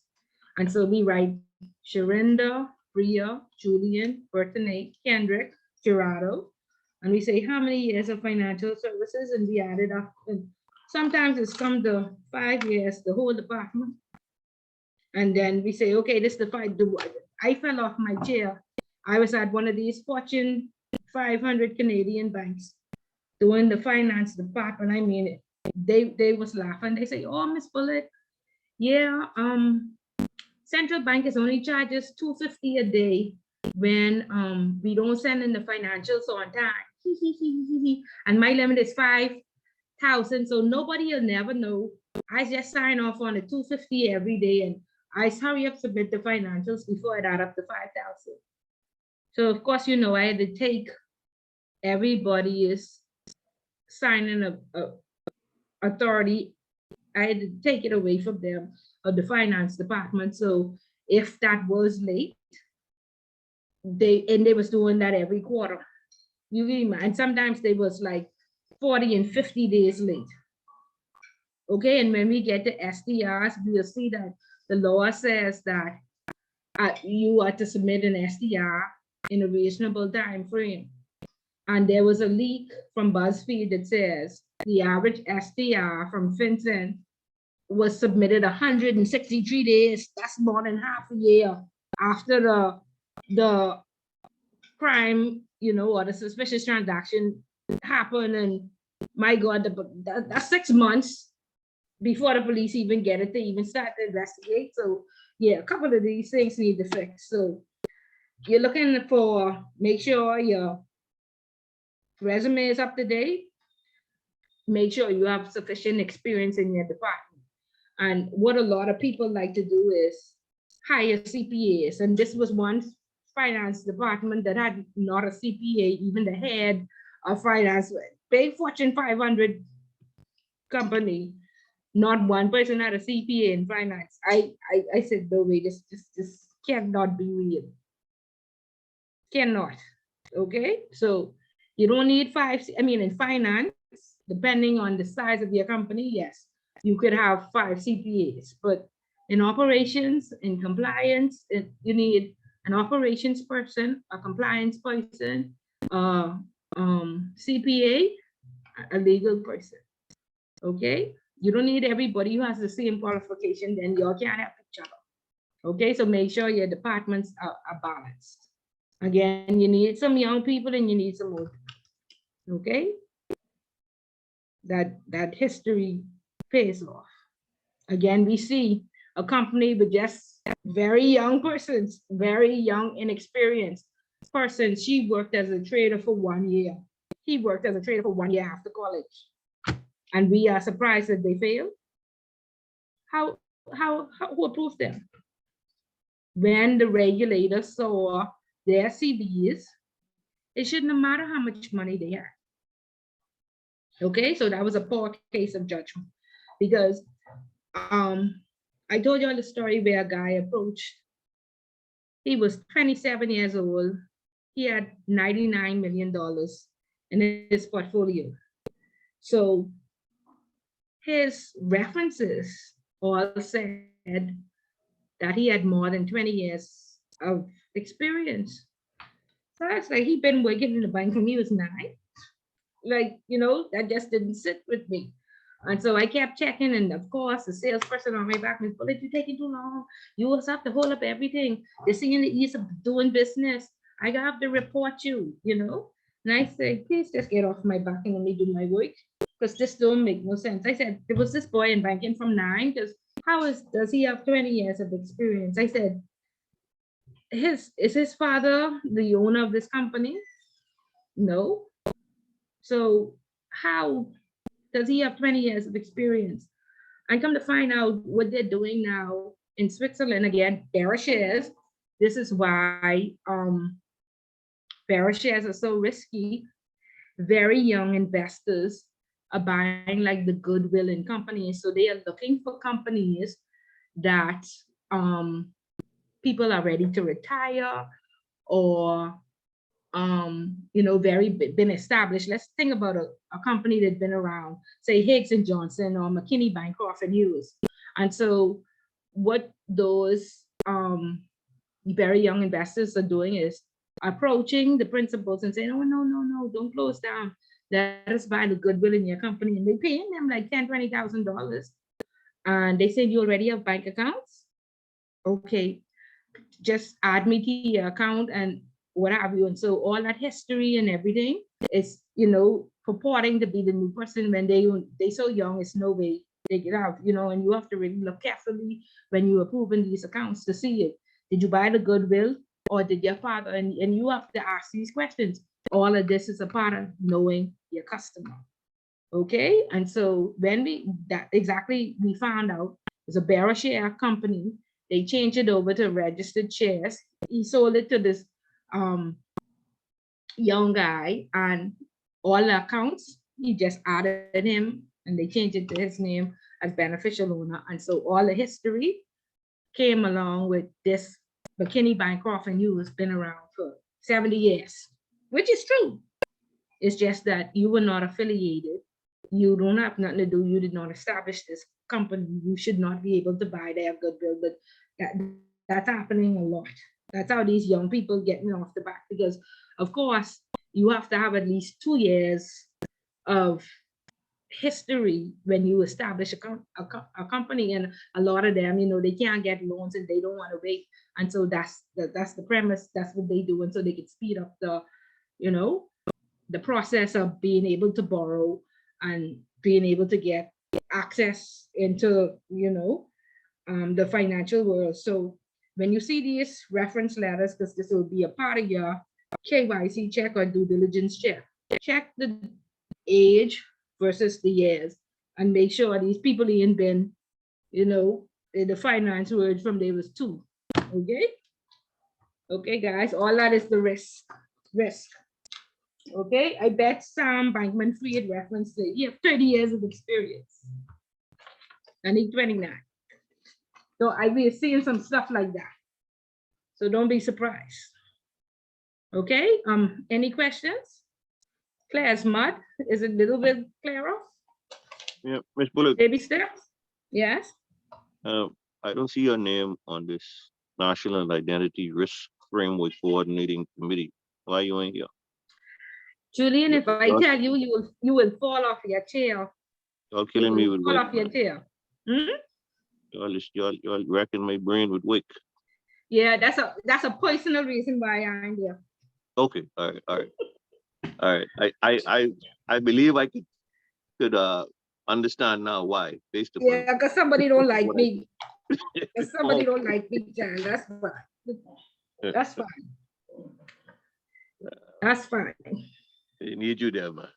And the person there just, again, don't have much, was always a supervisor rather than a waiter, but very, very, very smart. Very smart, and very well suited for that position, but just the operational, I grew up in the bank, Neither did I. Yeah, but see, she only understands from the regulatory aspect, but she is very, very smart, very, very smart. Ms. Bullitt, you trying to pacify the situation. I think that person intimidated. No, man, no, very smart. No, that person was a mentor for many years. Very, very, I learned a lot. Yeah, I can attribute some of my success to that person, but yeah. I agree with you, Henry. No, man. Very smart, very smart. Very smart. I'm not saying that they're not, I'm not just saying. Yeah. Well, Julian, you think you swamp? You could imagine this bullet just sending you stuff every day and say, Julian, oh, I would have been on your back. You would have couldn't tell me no. So good. All right, guys. Any questions or concerns? Come on. I need just to cement this foundation. I don't need y'all taking these jobs and not understanding the risk. Okay. It's definitely much clearer from the last chapter. Yeah, but I think it just each week we get better. Yeah, it just seems as if every time we get deeper into it, then I just have more questions about the depth that we getting at now. Okay. Okay. Again, I need y'all to put this into practice. Whilst you at work, start to ask yourself, what is the risk associated with this product? What is the risk associated with this service? Do I understand all these functions on my job description? Have I had training? You know, let me see what our controls are in place to protect me against all this risk every day. Because I won't be able to explain myself, you know, when Atlanta's front desk get hacked, because it happened. Atlanta's front desk got hacked, $190,000 worth of fraud within 1 day. And what day did they hack it? Thanksgiving Day, Christmas Day, Valentine's. Okay? Who got held responsible? The merchant. What was the controls in place to protect Atlanta's front desk from getting hacked? Who's going to take that loss? Will Visa and MasterCard normally assume the loss if you can confirm that you were not negligent and the proper controls was in place. Other than that, if the bank have to assume the loss and you can't explain that the bank, you told the bank this was a risk and they didn't do A, B, or C, you may go home. Okay, let's look at the CIBC case where, man, every weekend I live in the East. Every weekend, every machine was down. Every weekend. So we call it into CIBC, complaining. I have to go to the Hilton to make a withdrawal, or you have to go downtown. Like, what is happening with these ATMs? Okay. Now, apparently, the supervisor and the technician was stealing out all the money of the ATM, so they was continuously down. So after Scotiabank get 1 million complaints, not Scotia, CIBC, then they decide to look into it, and then they find out these two people were stealing and going by a big screen TV and all these different stuff. Okay, fine. We fire them. We hire a new supervisor, or we promote somebody else to be supervisor, whatever. Well, lo and behold, let's say CIBC had 24 ATMs out and about to Nassau. However, of course, our very good judicial system gave these people who need to pay lawyer fee, bail money, so they could go out and get honest livings while stay out on bail to pay their lawyers. Well, what you think they do? This was during the pandemic, and we forgot one ATM in Breezes Hotel where nobody is go. Technician didn't forget that. So what he do? Go on right there and rob that one. Second go round. You think he out on bail? He out on bail. You think the new supervisor who just get promoted, who changed all the locks and everything for 24 and forget one ATM with must have had $8,000 in it. You think she gone home? What y'all think? You all there? Are we still there? Okay, just understand the risk. $1,000. $8,000. Why put these people on jail or on bail? Because the prison full and you can't hold them. You all heard about the young girl who just got shot in Fox Hill? The girl from Commonwealth Bank. Oh, yeah. That's Yes. Her accused got bail this week because they can't handle his diabetes. Y'all ever any foolishness like this? This man called this girl out 5 o'clock in the morning, shoot her in her parents' yard in cold blood. 3 weeks later, he's out on bail because the prison cannot handle diabetes. On another episode of The Bahamas Ain't a Real Place. And somebody child dead? That's just embarrassing. And it ain't no excuse if we have a whole public health system. Put him in And Sunderland, put him somewhere, I'm but gonna don't say get like him. Sunderland's right there. Do so, lock him up in the hospital, do whatever, but Furthermore, he should not be out. why doesn't the prison system have that type of care in place? I mean, this the Bahamas stuff. Like, I mean, we starting to develop a really high rate for diabetes. I mean, stuff like that should be taken into consideration. Correct. Anyway, risk-based approach, guys, risk-based approach. So again, we'll go through it, and next week it just takes us back to the statutory requirements, customer due diligence, the risk-based approach there. So there is a risk questionnaire, because most of us were in intro, and so we might just need a refresher. So if we have time, we'll look at the questionnaire too, because again, we in this position, we're compliance officers. Do we know how to answer these questions from the Securities Commission? Do we understand what they're asking? And do we know where to find the information? So again, next week, we will look into that. Okay? Any questions or concerns? No? Okay, y'all didn't talk to me much today, but that's fine. But anyway, Yeah, my we are at internet- week 5. We are Yeah, my at internet week was off. 5. Sorry? I say just getting back, my internet went off. So, yeah. Oh, okay, okay. Yeah. Okay, good, yeah. You can listen to the recording for anything that you missed.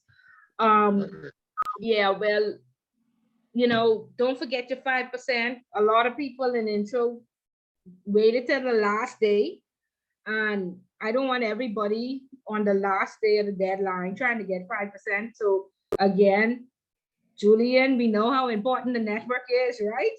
Get out there and network. And again, reading the newspaper as compliance officers help to develop your social skills and helps you to speak knowledgeably to the people who are going to come to you and, you know, ask for help. Are we using any of these? Are we having the water cooler conversations with our executives? Or when we go to our civic organizations, are we saying, talking about the news, or you all only having this big discussion with Ms. Bullitt? Or but you're always having these discussions, you was always reading the newspaper and keeping abreast? Yeah, I mean, I sat down today with the our compliance manager, and we were discussing inside job. And he said, I need to go watch that, man. I say, bro, listen, we chose the wrong country to be in banking. Yes, definitely. Yes, so yeah, continue again, awareness training. So some people just have a heart attack, you know, some people just blow the whistle and don't understand why. I went to one institution where the compliance officer shared every day. The compliance like didn't have a file, didn't have a structure every day, and shred every day and walk out the bank. All sorts of stories out there. Okay, all sorts. And then, like I say, when you see stuff like what's happening with FTX, it's happened before with just another product. And so this is why, you know, the people feel that they could get away with it. This is a whole corrupt system out there. Yeah. Okay, but thank God for Jesus, and thank God for our mothers to give us good ethical foundation so we don't get, you know, caught up in these fiascos. It ain't gonna be us being brought before the courts. Okay, we can use our network for good. Right, Kendrick? We can definitely try to keep it upright and straight, but bro, it's so much evil, right? It's so much evil, right? There's so much. Yeah, you all stay on the right side of the law, please. Ms. Bullitt, did we discuss the Attorney General's press conference? No, Julian, no. You know, our lovely Attorney General done an excellent job for the country. He used to be the past president of BIFs. So yeah, we declined and we listened to Gassius, and And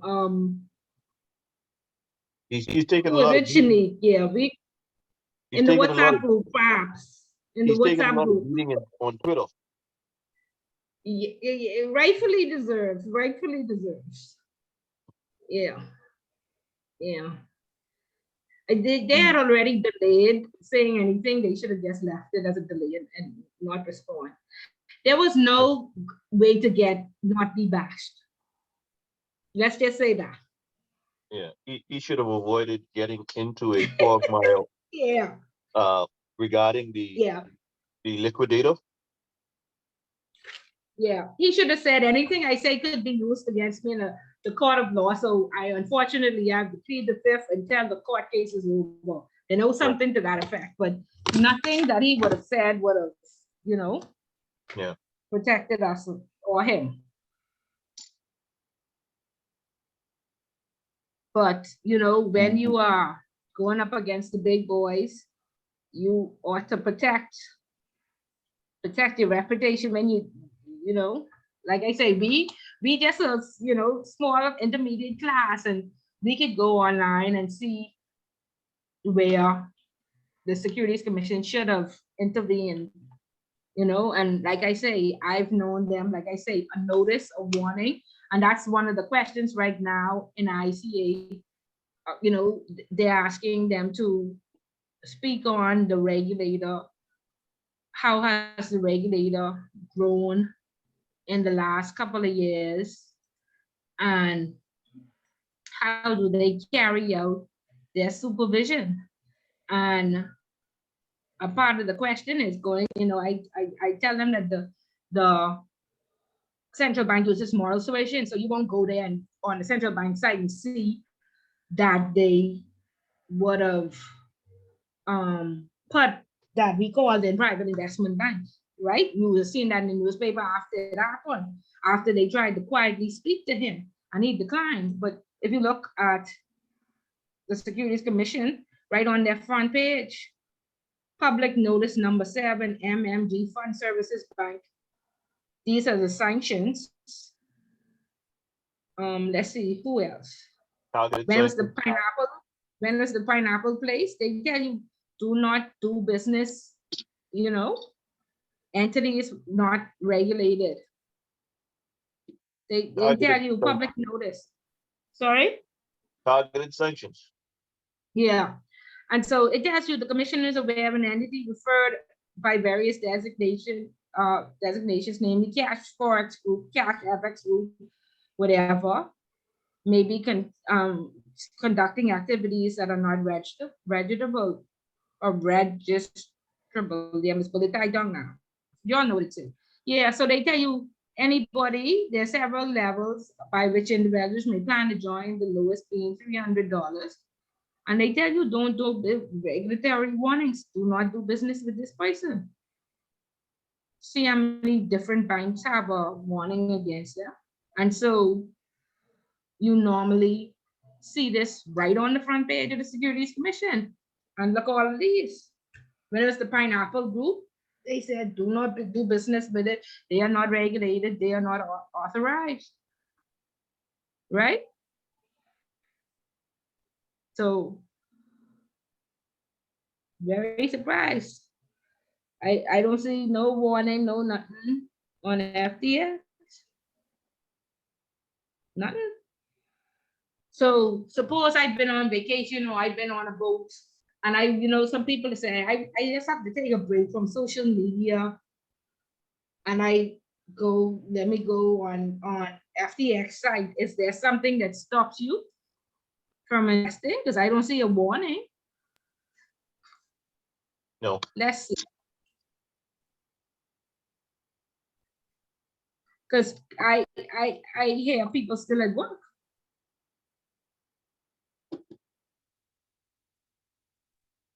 And they usually say the Bahamas is not a real place. When you see these scenarios, you tend to think that it's true. So is this the site? Who are we? Our team? No man, they are a much bigger I guess they take down the site so you wouldn't go in, you know, or maybe that ain't the wrong one. This might not be the right one. Let's see. I think it's See, FTX digital the asset. FTX Digital. Assets. I think that's the. I mean, that's the full name that I saw the Securities Commission use.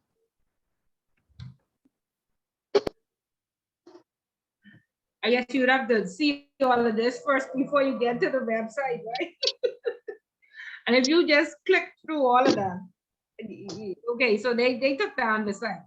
So nobody could go and invest, luckily, I guess. But it was a very, very savvy site. So I guess, but again, anybody else would have had a notice, a warning, financial schemes are unlawful, directive on Russian business,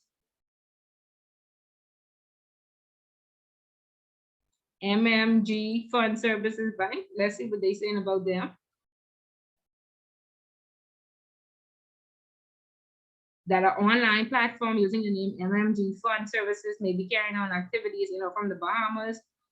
The commission advises that neither MMG Fund Services nor its agents represent or registered or licensed. Yeah. So I don't know, unless I missed it. We don't see a warning, a notice, or anything. Yeah. Okay. So Interesting. understand. I want.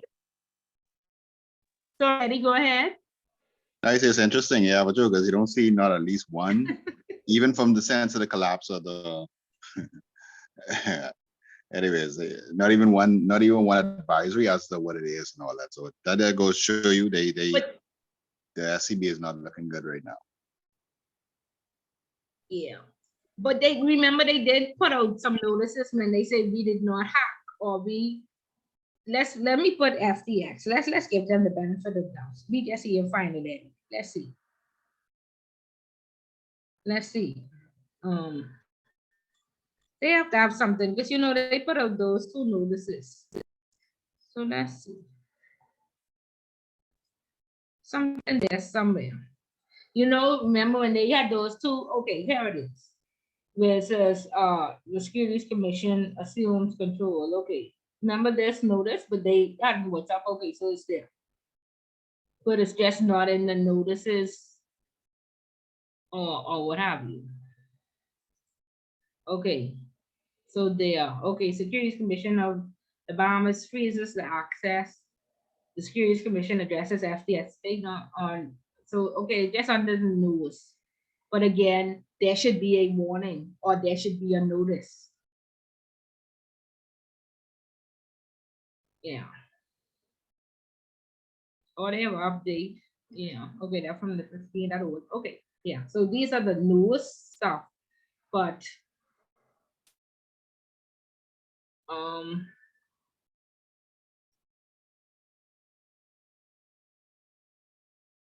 where are we?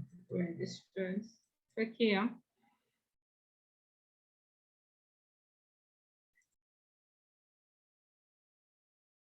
Oh, still there as a registered. So they have a register of digital asset. Or this is the register of digital assets. So FTX is there. Del Chain, that's Deltec right there. And Lion Gate. We ain't had that name yet. OXK is new.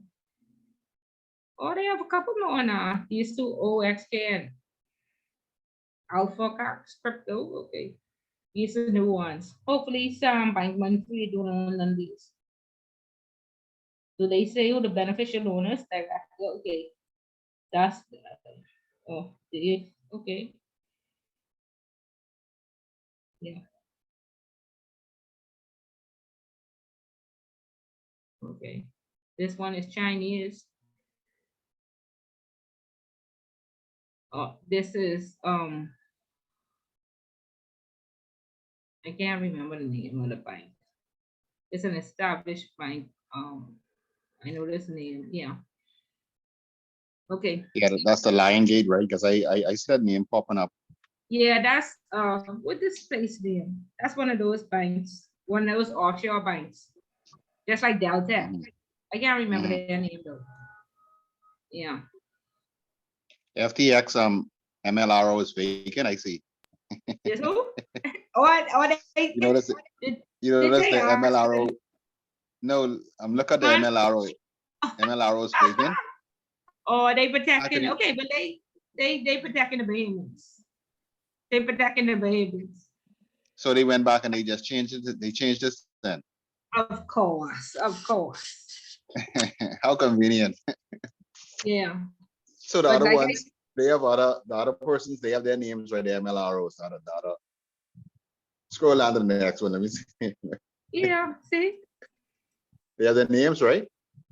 Yeah, but remember now, the next day the compliance officers resigned. See, these are the MLRO. Yeah. Child, Boy. they lucky. At least they protecting them. Because I mean, but how do you, because they resign? I never see that a securities commission site is take 5 and 6 months to update. I never see something change so fast ever. So that's another thing that changed very fast. So it could be, so you guys, so if their name had stayed in it, it'd be very difficult for them to find another job or whatever. Or are they even going to put that in their resume? Well, Huh? I don't know. But they only been there for a year and some, so they'd be a fool to put that on their resume. I mean, you should be honest, but that only gonna harm you. But the Securities Commission, again, should not approve them. Remember now, that's a regulated function. And you can't be getting a job if your company just failed. The Securities Commission have to approve. So those two ladies should never be in the senior position again, because only the MLRO is approved. And so therefore, those two should never ever, my MP daughter and the next person should not be approved again if the Securities Commission serious. Correct? If they are what? Serious about what they say. Okay. About so the innuendo is the MLRO is a PEP, is related to a PEP family. No, the legal term, the legal person is who was automatically changed from legal to operational synergy person. The next day, the title was changed from legal to operational synergy, whatever that is. Interesting. Yeah. Operational synergy. Something that you never heard of before.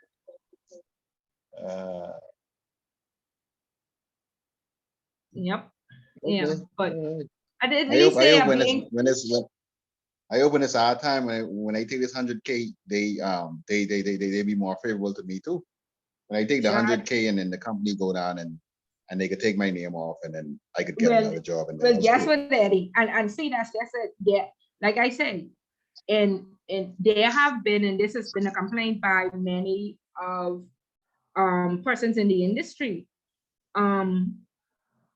My name is showing up every time I go and apply for the job, and I was just the person that filed the SDR. So they have been protecting people in the industry. Because then they have to go and get a letter from their lawyer to say I was not the person being charged in that court case and explain. So they have been protecting people, right? However, in this case, clearly the MLRO and the legal people are liable because they are the ones who should have blown the whistle. They are the ones who they should not have resigned the day after. Okay. And so therefore, like I said, because they have to be well connected, their names are removed the next day because that list is never updated. And this only happened 2 weeks ago. So the mayor, this isn't even the end of the month where you would say this is the month of December and we change it. No, this is the 29th of November, and within the same month, their names are removed. network, because they should be judged. They are not innocent in this. They allowed this company, they are the gatekeepers, correct? And you will be the gatekeepers, and this is why you're here getting the right training. You're the gatekeepers. Okay, don't take on this position if you are not prepared to blow the whistle because you're making that $100,000. This is the whole premise of it being regulated. And so if a whole company like FTX could get away with this and you did not blow the whistle, which regulator should approve you to be the compliance officer again? How?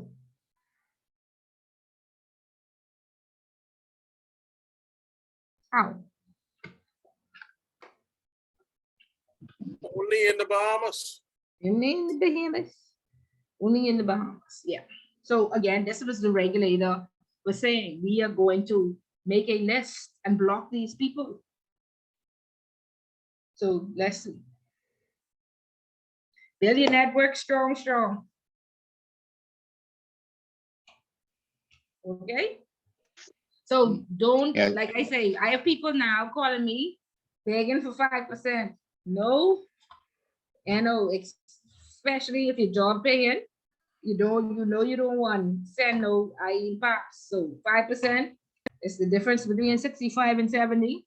5% is the difference between the people who want an A and a B.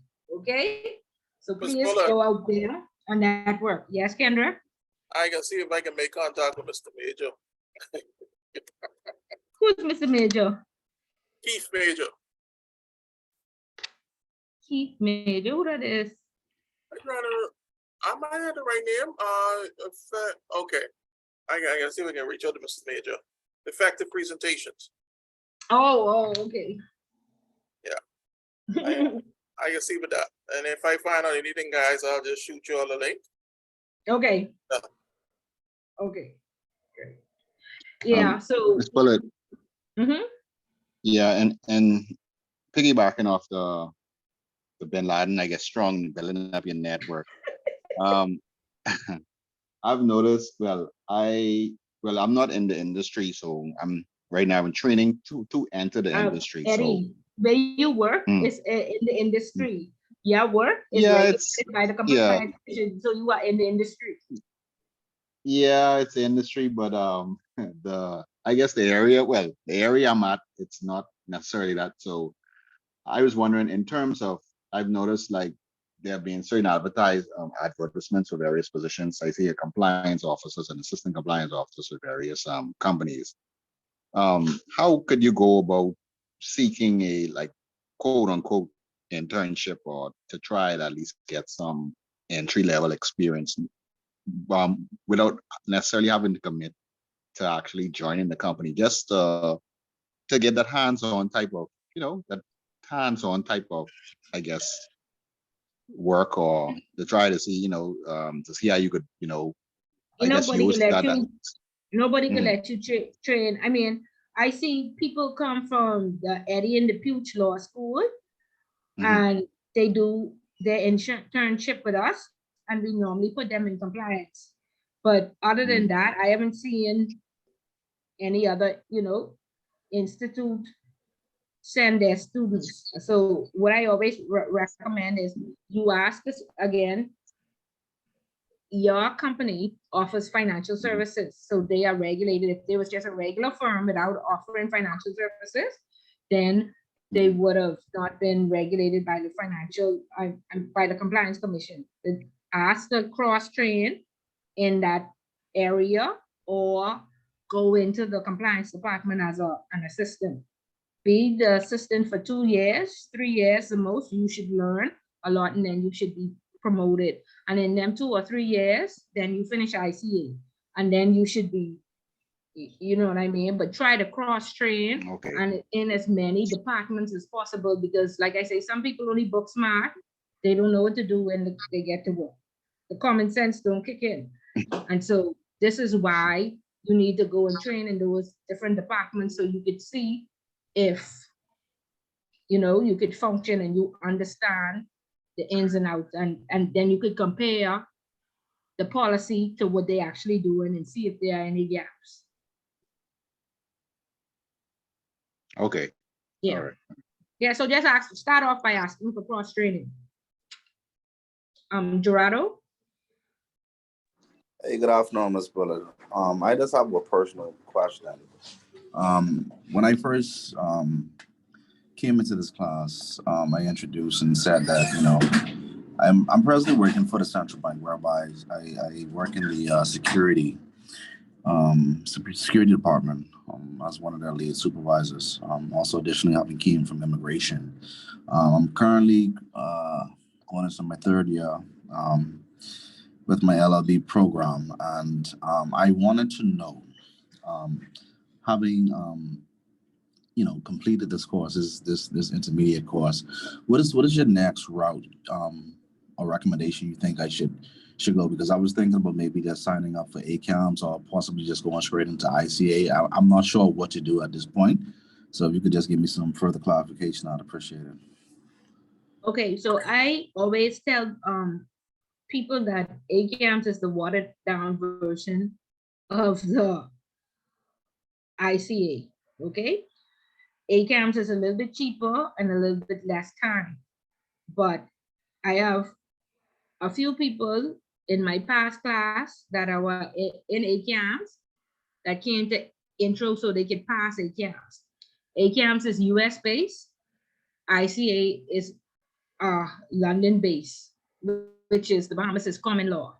Okay, so I would normally when we teach ICA, we Bahamianize it because it's taught locally.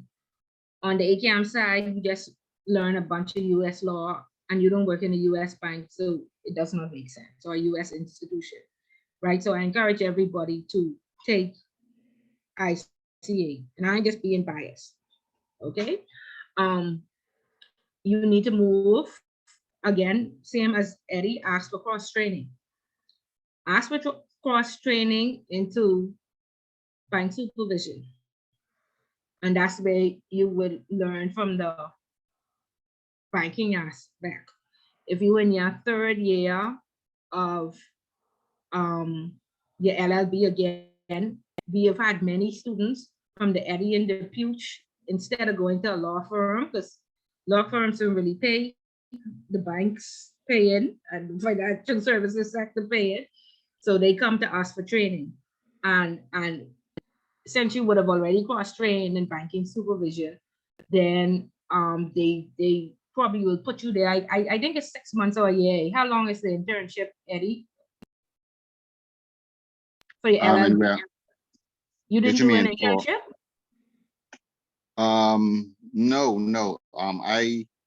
No, we didn't do it. Are you referring to EDLS? What are you referring to? I'm talking about the LLB. No, we didn't do an internship. We just graduated, and that was that. That's okay, but we have had a few. Yeah. Find out, Gerardo, if Yeah, right, because like I said, many banks take the internship, so try to get into, you know, speak to Miss Rule and try to get into cross training first, and then if your program offers the internship, then yeah, our Sharonda is saying 6 months. Okay, Sharonda. Yeah, you're right. You're talking about Sharonda boss.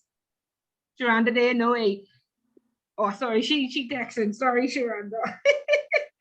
Report all of them. Anyway, yeah, so cross-train first. If your program offers an internship, which is Sharonda is saying 6 months, try to stick inside, but cross over out of security and into, they have to, at the bottom, get into bank supervision, and at the bottom, and climb your way to the top.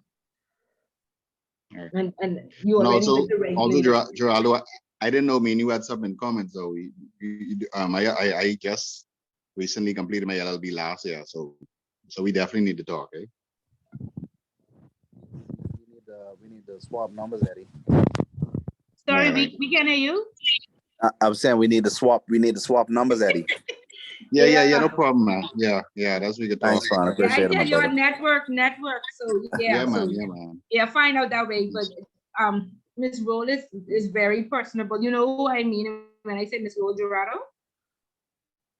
Yes, mom. I know what you're referring to. Yeah. So speak to her on the side, let her know your plans, and ask her if there are any entry level and you'd like her to mentor you. You know, and I think she'll help you and she'll lead you along. You know where you Yeah, need to go. You need the crossover. yeah, Geraldo, we have to make 100K together, man. We getting tired of the 30K, ain't cutting it, man. Hey, Inflation, Eddie. That's Eddie. inflation, man. Eddie. That's why I made the parallel change from immigration. I Yeah, was tired. I was tired of sitting down on my laurels, bro. yeah. And then these companies, when they throw a little 30K at you, they scale like it's so much. Like, oh man, you have a bachelor's degree now, and they trying to throw 30K at you with a bachelor's degree.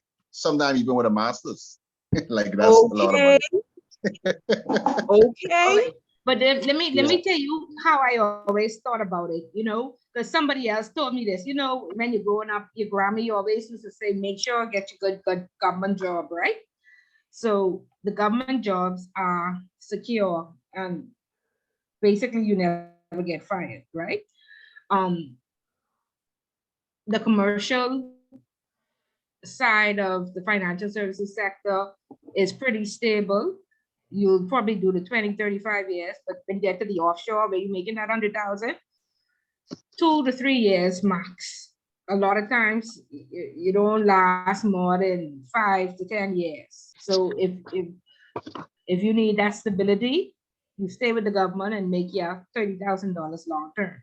If you could take I have 5 revenue streams, and so I could work for 6 months or a year and make $100,000, and then I have a year off and invest in my other businesses. Then you could find you'll be fine just if you could take that volatility, okay? Or you just stick to the commercial side where you probably make between 45 and 50. So even though my Grammy was on my case, you better be a police. You better wait for government or quasi-government is better, Gerardo, because banking supervision probably pays with, you know, for their senior inspectors and stuff, $70,000 or $80,000. So quasi-government, but when you're looking at regular government, I always use this. The prime minister's salary, I would think, should be the highest if you're not a specialist, right? And the prime minister's salary is only 76,000. Now he has a ministry, he's a member of parliament, and so he would get an extra 28. But if you just use the prime minister's salary, 76,000 as a guide, you'd be like, well, I know we're near the prime minister. So, Hey, Ms. Bullet. hey. But here's the thing though. my wife has about 20 years in the banking sector. You know, just making a parallel. You know, she has, you know, a bunch of, you know, professional certificates, and she too worked her way up, and you know, she started a job, you know, frontline tailoring, so on, etc. And like Eddie, like you're saying, with this whole $100,000 K, man, that's in reach, because literally that's where she's at right now. Yeah, that's what I'm trying to say. But there may be some volatility if you go on the offshore side to make it quicker. If you stay on the commercial side, you'll be okay. But on the commercial side, you make it quicker, but it's more. I mean, on the offshore side, you make it quicker, but it's more volatile. You probably only have that job for 2 to 5 years. Right. So Gerardo, yeah, you could, like I said, you on the right train to making it because you crazy. But government, $76,000. The Attorney General's salary is $66,000. Permanent secretaries make 45. The Commissioner of Police and trained teachers with MBAs only make 55. So the rest are, if you're only in permanent secretary, Boy, Miss Bullet, $30 or less. Yeah, Miss Bullet, I already tell my daughter, she talking about she gonna be a teacher. I say, buddy, as long as I paying for that college, buddy, you ain't gonna waste my money talking about you become a teacher. You we into that type of struggle. No, but No, Eddie, UB is free. UB is free. Encourage her to get the 5 BGCSEs to go for free. Plus teachers get a No, no, stipend. no. No. No, It's don't just pay not for that way. it. The, Don't, the no, I wouldn't respect. pay. I wouldn't pay No, I just for it talking either, about but the whole. Decent. Private schools. Now you're talking about how much sometimes the pretty- respect that they get for teachers and the pay. I would never advise. Well, But not Eddie, not she might be no. motivated by money. That might be her passion, but it's just a smarter Well, way to do it. And then well, you have my to encourage philosophy her. is my philosophy. I struggle. What I struggle with, you don't have to struggle with too. So we ain't going down that road. I can struggle with my 30K till I can make it up there, but you don't come behind me, probably making less than that as a teacher. No, sir. No, Take that out but your head Eddie, right away. listen, no, Eddie, listen. Miss Bullet is a teacher. Okay? You think I'm A making lecturer. 30K? No, no. You're a but lecturer. this- No.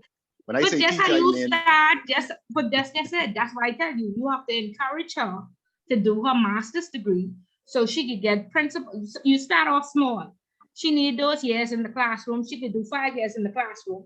Then she could move into the office. Then she could move to principal.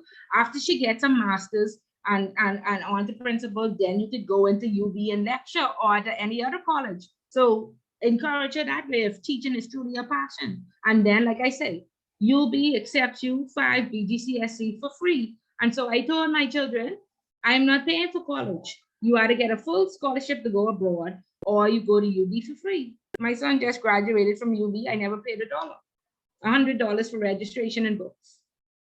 He got the scholarship every year and he kept his GPA because I refused to pay. So just do it for free.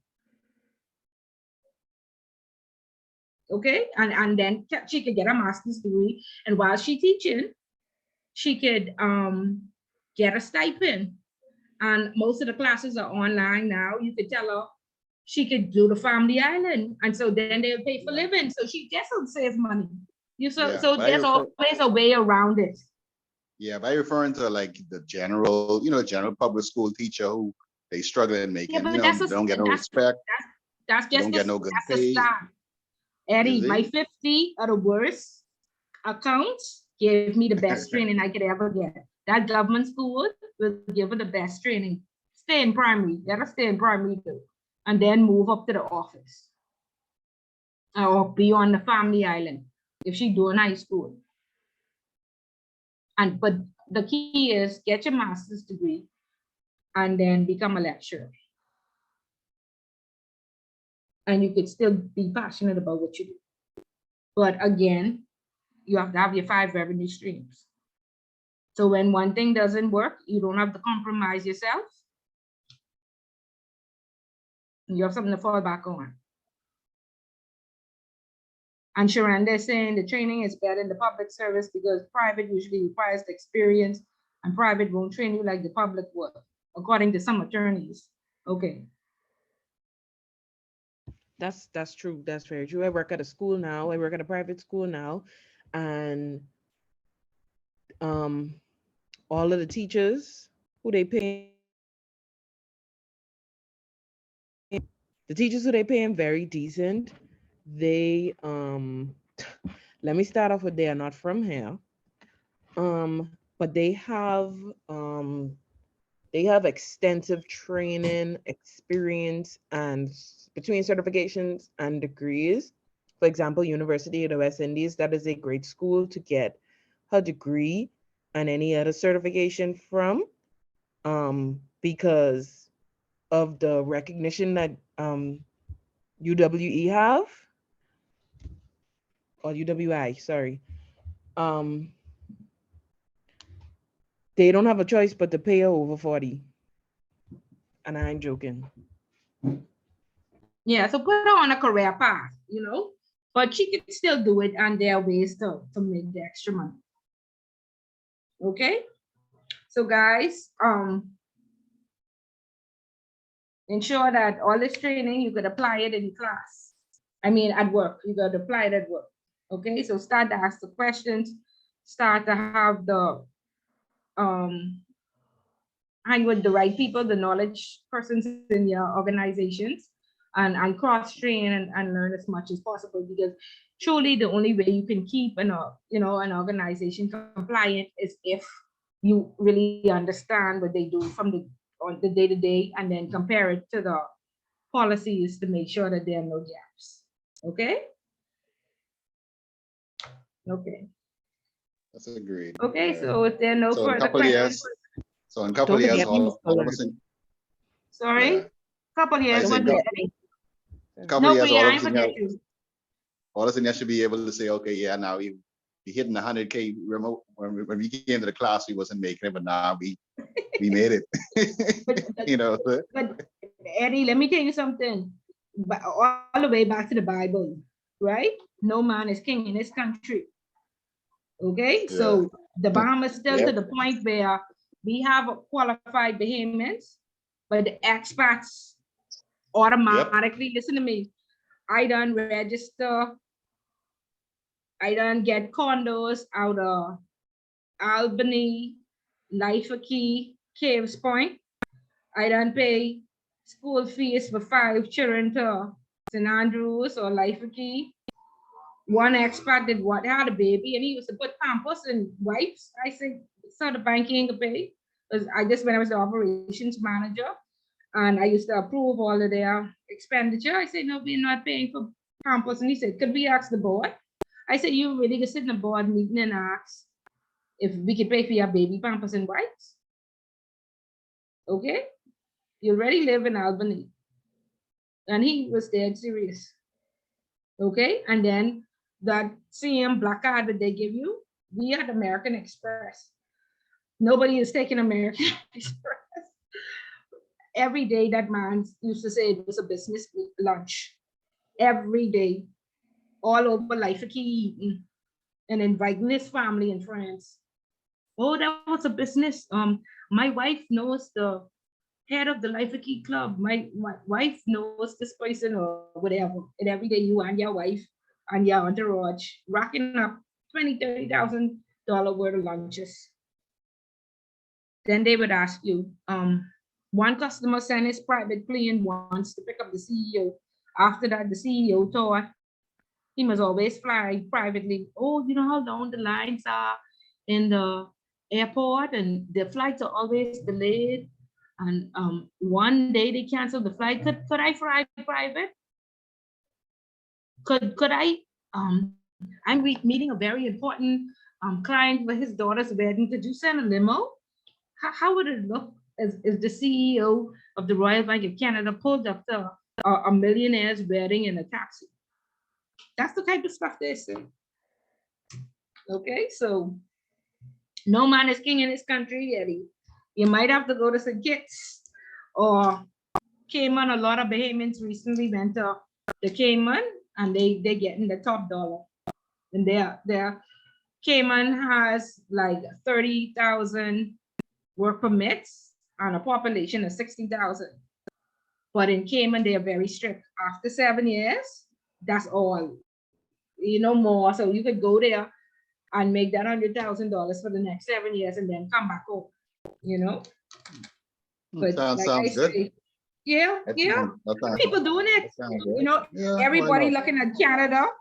I have a friend, even Canada. They make $250,000 and $82,000 goes back to the government for taxes, and now they that's still the left only with problem 100. with Canada. No, That's the but only problem. Eddie, They will kill you with the inflation, with the cost of living, because the apartments is almost like a mortgage over here, like 1,500, 2,000. yeah, but they still get 150 left. Yeah. Where over here, I'll pay you 150, so it's still making that in Nassau, So that's true. we are saying in Turks as well, yeah. And in fact, somebody in this class is moving to Turks, So yeah, look out.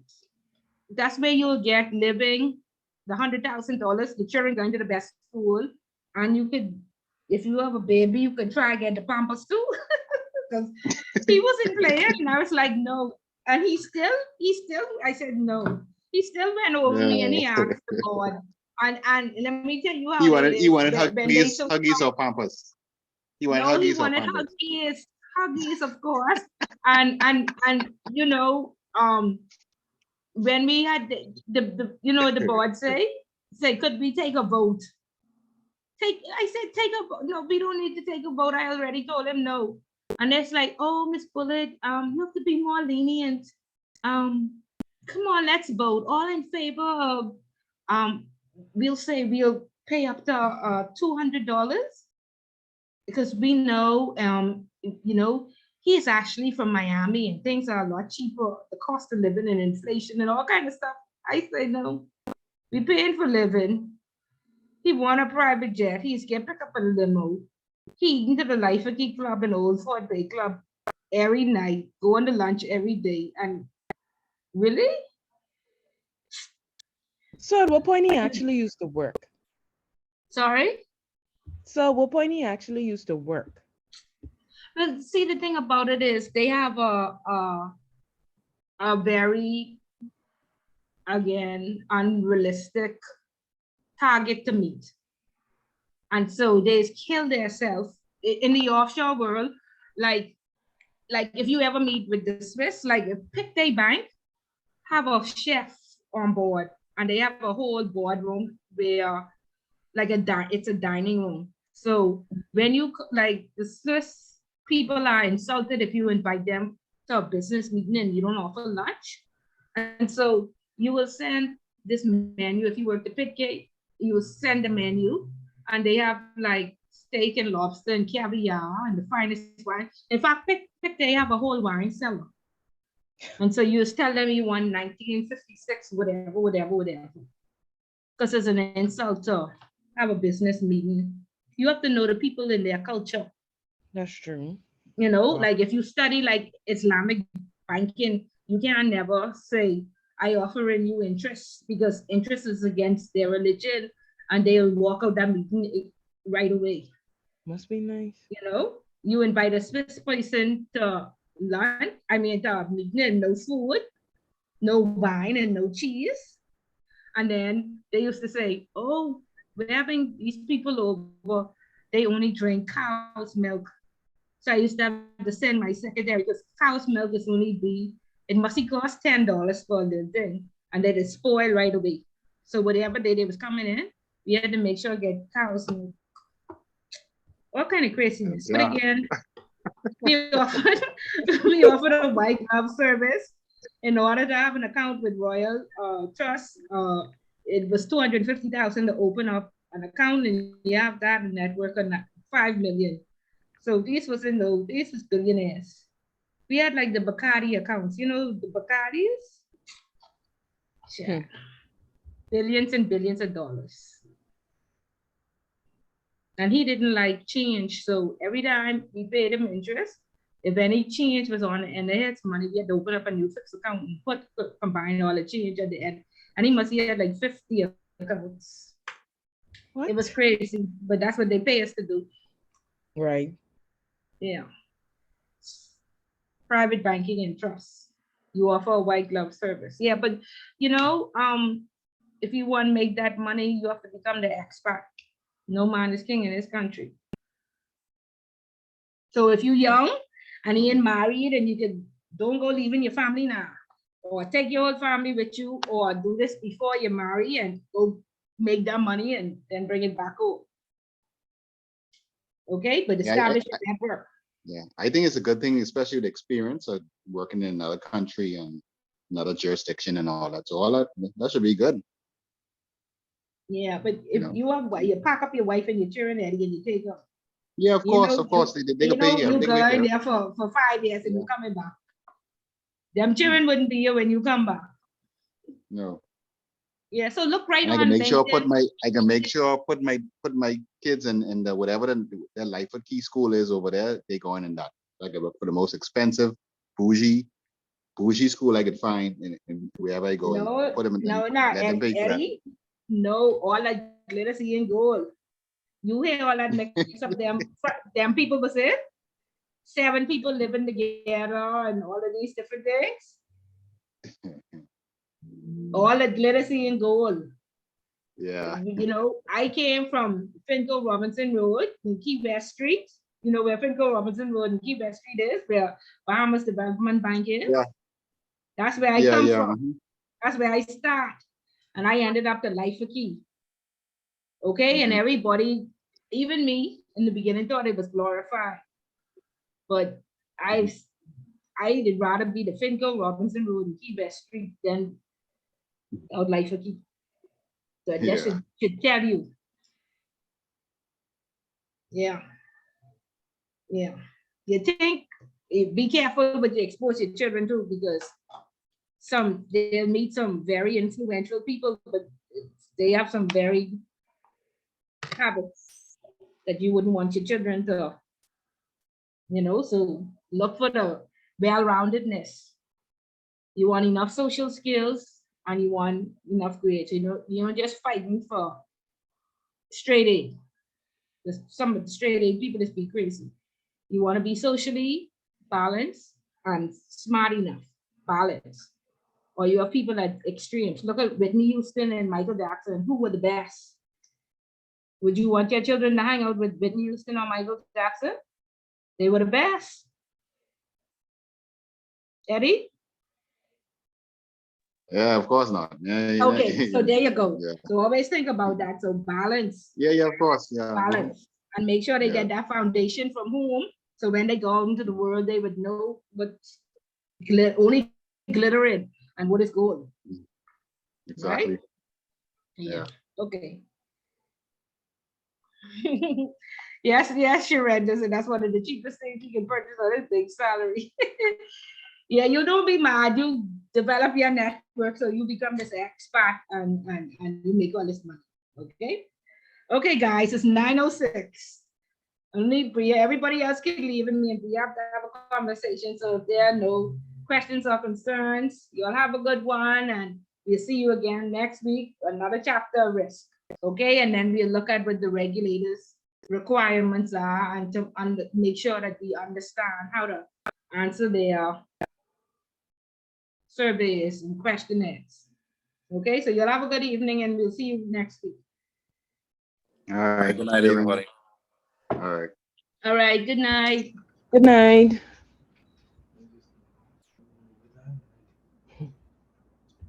Okay, Bria, go ahead. Yeah, Miss Bullet, I actually got an interview, and literally I get this email at 5:30 this evening that they want And when the interview is tomorrow morning at 9:30. what? What kind of place this is? It's giving less than 24 hours. This First Caribbean over here. But Okay. it's a person from Nassau interviewing me on Microsoft Teams. It look like it's gonna be 3 people in the interview.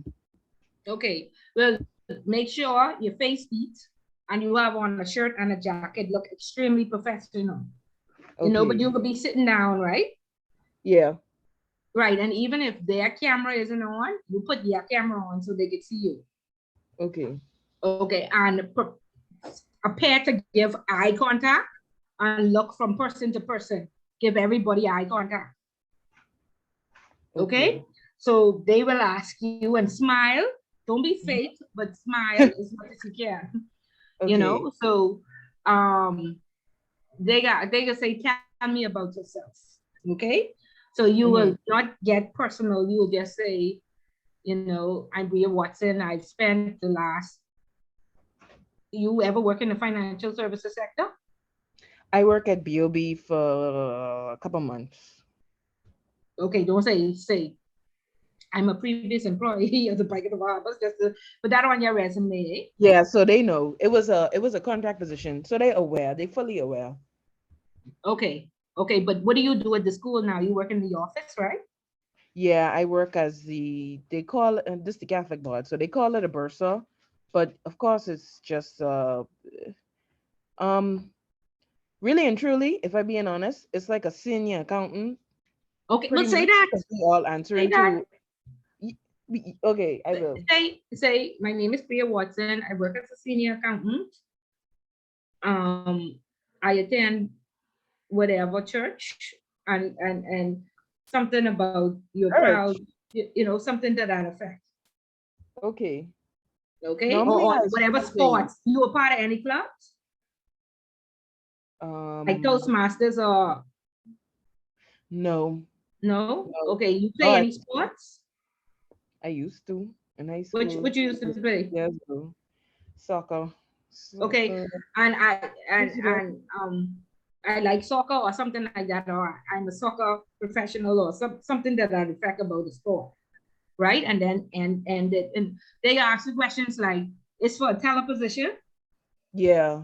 Yeah. So there's actually like they tell me about the time when you experience an unhappy customer. What did you do? And so they want you to be able to say, well, a customer came into the bank or came into the school and was very irate. And so I listened attentively and I apologized. And Mm-hmm. then I tried to find a solution by doing A, B, or C, or D, or something like that. Right. And they ask you like how do you deal with probably fast-paced environments or stress, and it could be more like a personality test. Right. Okay. Right. And they ask you if I sometimes they ask you if you read the job description. Do you understand what it requires? Now, in this instance, they didn't give a job description. So let me tell you how I even knew about the position. I actually reached out to Latoya Barnes Smith, Mm-hmm. just to meet with her on. She's the head HR person at First Caribbean, and I just sent her an email. Honestly, I wasn't expecting an answer. Just to ask her like what kind of rules she think I should be working in, and then um how would I match up with other people competing in the same job for the fact that I have two certificates. No, I mean one certificate, I think I get in that certificate from BIFS, and then working toward another one, and then working toward the ICA diploma. So we talked for 30 minutes because she had a busy day. And she told me because I told her what you had told me, that starting in the pretty much entry level positions and working my way up is the best route to go for compliance, because it doesn't make sense being in a compliance role if you don't really understand how um what it To is you're keep the other supposed to be. departments, yeah, Right, compliant. right. Mm-hmm. So she was like, yeah, of course.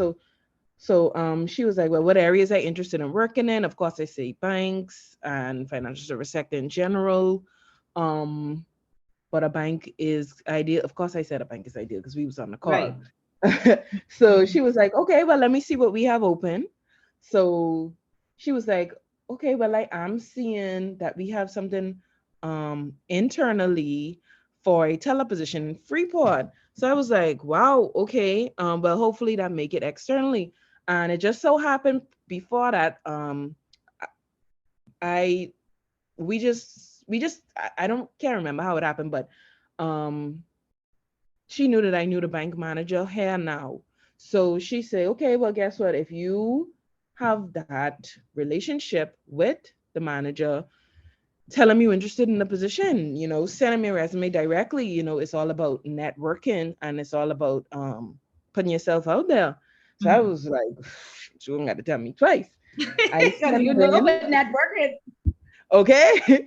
So I sent it in, and I told, but even when I sent it in, because I didn't want him, the manager is my cousin, one of my cousins, very close friends when they were growing up. Yeah, So but I don't didn't say any of that, and don't make no mention of you knowing anybody. No, of course not. Of Yeah, course not. I yeah. honestly didn't even tell Miss Smith, how close we like how close the connection was. I didn't Mm-hmm. mention it because I didn't think it was relevant. Yeah. So even when I email him, I let him know, I just wanted to get an early start on it, and I'll still apply through the proper channel, which is on the online portal. So like today I check, and that was maybe 2 or 3 weeks ago. And Latoya told me that. Um, she said it would last maybe like 2 weeks internally because they are unionized. So, and then they'll post it externally. So it never made it to the external.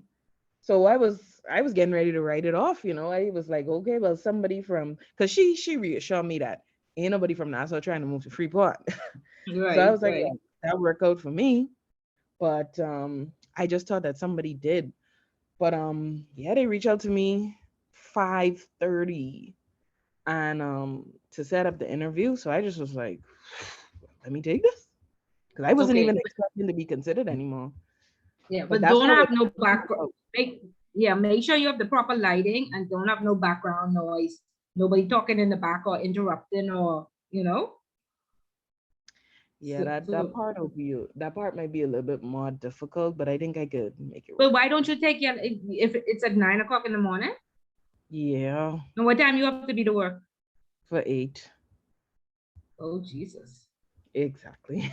Can you go to work at 8 and ask if you could take your lunch hour at 9?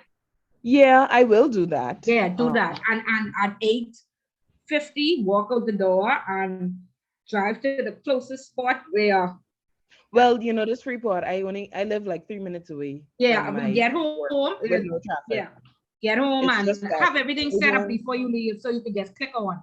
Right. Yeah, yeah. So yeah, don't be late. Try to be there 5 minutes before. Yeah. So you could say that I'm Bria Watson. I'm currently with senior accountant at the school. Um, I am currently enrolled in the intermediate anti-money laundering and compliance program at the Bahamas Institute of Financial Services. I attend something church and I'm an avid soccer player, so say that. And then they'll ask you questions and they always ask you, do you have any questions for them? So think of 1 or 2 questions, probably go online to their website and read up on the history. And sometimes they have like news events where they just turned 60, they celebrated something or something that are affecting. So you can say, congratulations on your 60th anniversary, or I see that you made a donation to the Ramfley home. Is that a charity that your workers go out to and volunteer work, or something like that? Like, don't, when they ask you if you have any questions, ask a question. Don't say no, I don't have any questions. Right.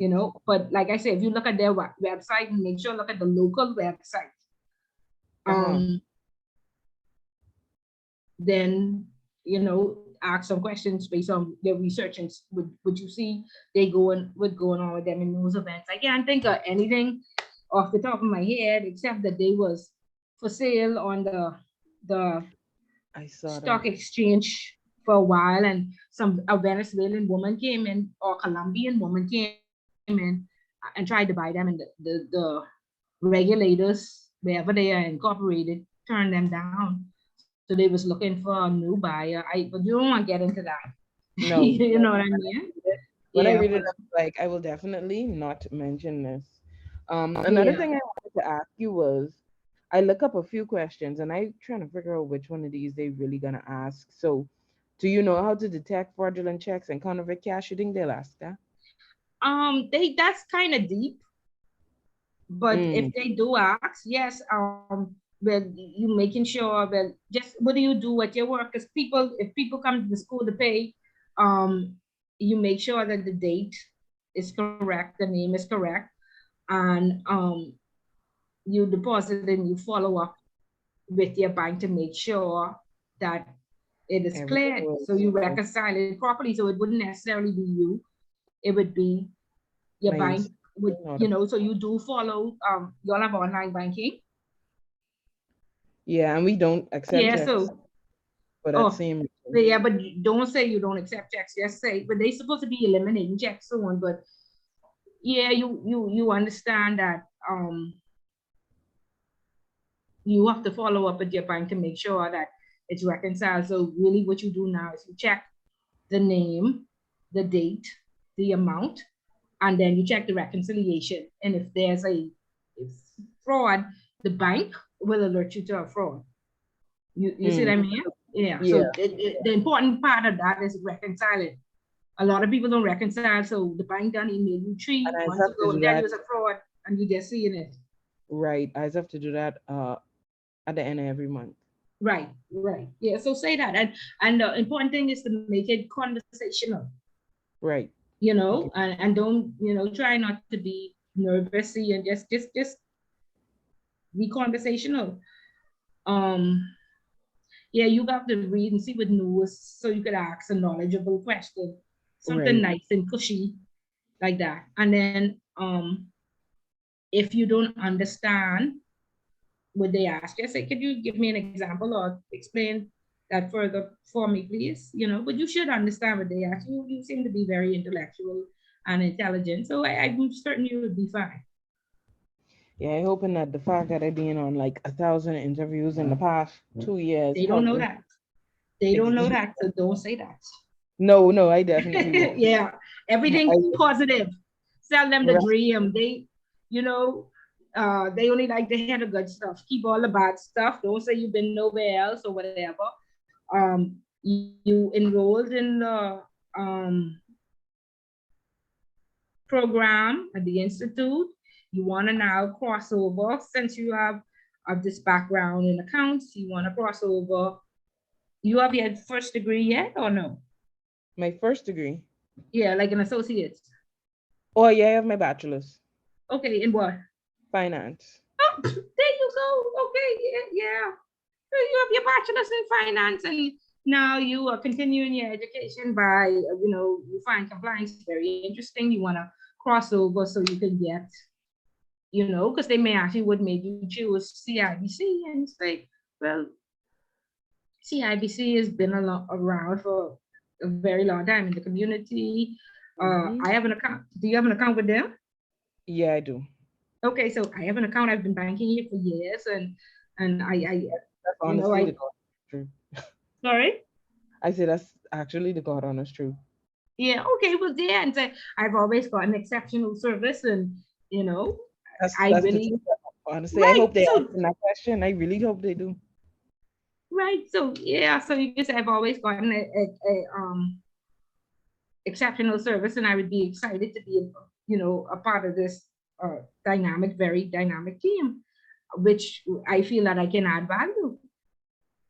Just like I say, cushy stuff. They only want to hear the nice stuff and do a little research, see if they do anything recently in the news or they celebrated anything and congratulate them. And like I say, just be conversational and try to answer the questions. But you already have your bachelor's in finance and you in this program, so you definitely qualified, and tell them now you need some experience to go with your educational background. Yeah, And she you'll let be me know fine. that. Yeah, I hope I just a little bit nervous about because I look up some of the like I tell you, I look up some of the questions and these seem pretty deep. Yeah, but don't If I don't don't saw worry how would about this them. how would I handle the situation? What? Yeah, they do ask you questions like, tell me about a time when you had an irate customer. Tell me about a time when you didn't agree with your supervisor, you know, stuff like that. How would you handle that? Do you work well under pressure? What type of electronic devices do you know how to use? And you say the computer, the photocopier, stuff like that. Lock down your social media pages because they could go Oh, and they be go in and lockdown. That was they've like been the locked down. number. Yeah, that's like the number one thing they teach us in my first year. Right. And if once you get the job, if anybody added, don't care who it is at your work, block them from your status and stuff like that. It's be like I say, your friends, it ain't your enemies, it's your friends. So block all of Right. them from your status and stuff like that, and don't let them see your personal information. You know what I mean? And only post stuff that you would want to be shared, not anything personal or Right. raunchy or anything like that. Of course. Yeah, but you should be fine. But you sure? Now I think a teller salary only maybe $400. She tell me she pretty much tell me that. And I Okay, currently so making 30. She tell me they'll probably come close, but she says she highly doubt that they'll match it. But you willing to take a pay cut to get your foot in the door? Yeah, that's essentially Okay, what well, it is. fine. Once you, yeah, the benefits may add up. You have And then healthcare and everything now. if I have life insurance, I don't really believe in medical insurance. But I have NHI. Okay, but yeah, but the insurance much better than NHI. So yeah, That's so true. the benefits may bring up the, Oh, but again, you only need to be in a teleposition for 1 year, and then you could job post. that's what she say. She say actually, since I would be coming in there with already evident interest in compliance, she say just she say I could always ask about cross training opportunities, and she say because I come in and there with that interest, she said that always will be in the back of their mind. So Right. so she say it'll probably be opportunities for me to move into audit or something like that. Yeah, yeah. But you So know that's what why I I said. wanted to ask you too? Mm-hmm. So like I said, I did not expect to be getting this job. Not this job, the interview. Now, if they do make, they do tell me, okay, they want to hire, um, you, You have to give 2 weeks notice. right, of course. Yeah. Or they changed the time. Don't burn any bridges, because sometimes these things don't work out. So Right, you I be very of course, cushy and apologetic to the school, and oh, thank you all, I and ain't gonna be I'm apologetic. so I ain't telling them that, sorry. but I No, definitely, pretend, Bria, burn no bridges. You never know. These people are already in their network and they like you. Keep them there. Be that's very true. apologetic. You sorry, but this is just a career. Don't tell them you're taking a pay cut. This is an advancement for your passion in your studies. Okay, The school okay. ain't paying your school fee. Absolutely not. Even Oh, if they do okay. offer something like that, I would never take it. Miss Bullet, I can tell Okay. you no lie. The place I work in, very toxic. Miss, that's a benefit. Please, CIBC pay your school fee. Take it. Every single benefit No, they I know, no, offer no. I you, mean the take place where it. I at now. Yeah, but if they offered it to you, take it. That's true. Yeah, don't But ever some turn places down is a so higher that benefit. you put that time back in with them, like you guarantee, okay, I'll be here for X amount of Z time. But I don't mind stuff like that. But what I wanted to ask you too, right? If they end up, making me an offer, I already make travel plans. What you think? I mean, like, How what you far? think When? on the 28th of December to January 4th? I would tell them. Yeah, I of wouldn't course. cancel. I wouldn't cancel my plans because you don't have another vacation till A full year or 6 months. but let me tell you this. Mm-hmm. Um what is today's date? November. I Today looking at the is calendar. 29th. The 20. 9th. Oh, that's like a month. Wait, that's, and when your plans is Literally a month away, just the 28th of December. the 28th of December. Okay, so let's look at this. The interview tomorrow. Mm-hmm. Let's hope they don't get back to you till the 6th, or even the 12th. Right. If they don't get back to you, then your 2 weeks don't start till the 19th anyway, and so you can't get until January. But they Right. may be trying to hire you because Christmas is be very busy. You see what I mean? Yeah. Yeah, but you know what? They will get back to you.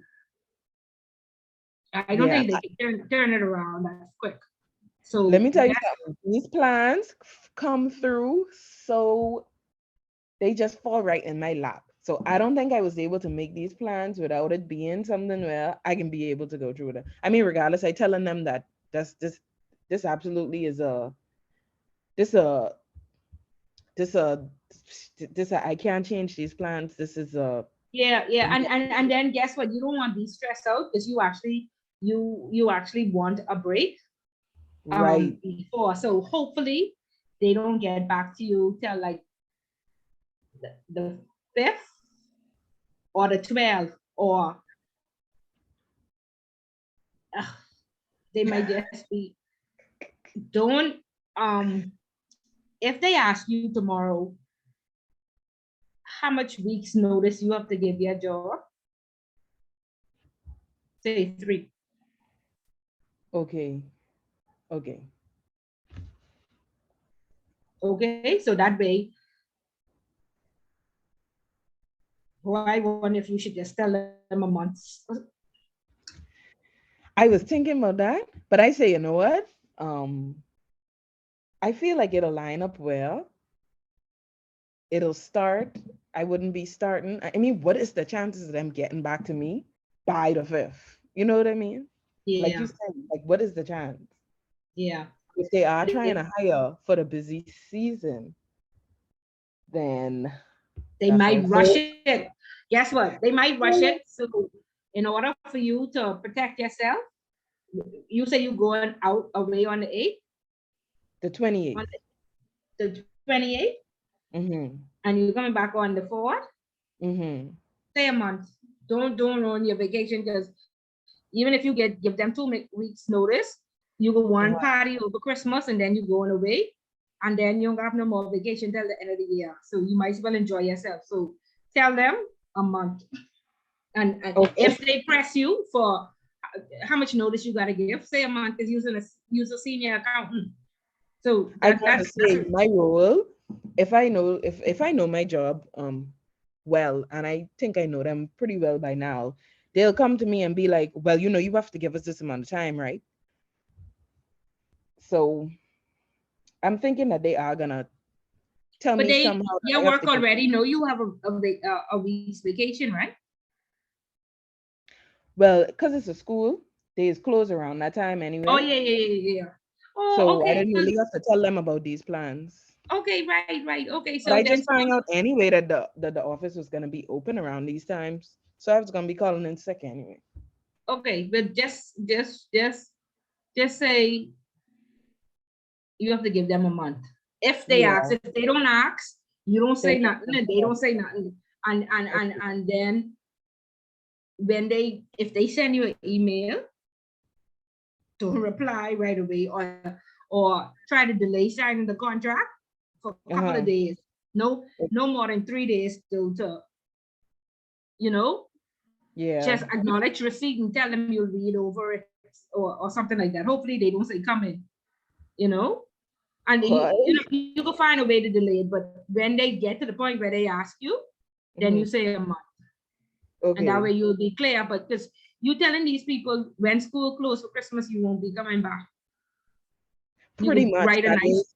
That's what I was Right, thinking. I was gonna tell them, well, the day the office closed will be my last day, just so I could give y'all some time to find somebody. Right. So once they confirm you, now, not before. Once they confirm you, you'll write a nice cushy letter. Oh, thank you for the opportunity. It's been great, blah, blah, blah. I appreciate this and that. Many thanks, the best with the Christmas holidays and prosperous New Year. Very cushy, very nice. And then you'll speak to them and say, oh, I'm so sorry, but you know, this is going to be like an internship because I just finished my class. Don't tell them where you're going to work, and don't tell them what you'll be doing. No, definitely. I ain't even telling them that I leaving for a better opportunity. I just telling them I leaving for like career advancement. Yeah, just say career advancement. That could mean anything. That could be like training. That could be going back to school. That could be anything. I don't want them. Yeah, I don't want them in my your business. right? Right, but still write a very nice letter and leave it with them, and then tell them. Okay. Yeah.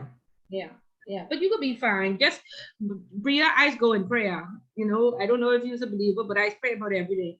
Just go in prayer. Okay, so let's go in prayer.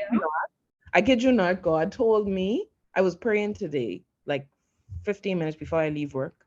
God told me today, because I was really stressing out about it. My auntie had a stroke. That was why I don't know if you check your email yet, but I had sent you an email about because I had to, when I came into class, I had to leave because my mom and my cousin was on the way to go see my auntie in the hospital. She had a stroke last week, and so we wanted to pray.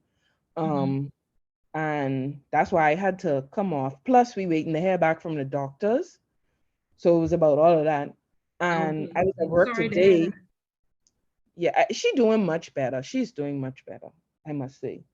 And let me tell you, when people have strokes or heart attacks or any type of illnesses where they need physiotherapy, what I've noticed over the years is what encourages them to get better is love. Yeah, So if she has that support and if yes, she feels loved and cared for, that will give her the will to live, keep and going. Yeah, she'll heal. She'll heal. yeah.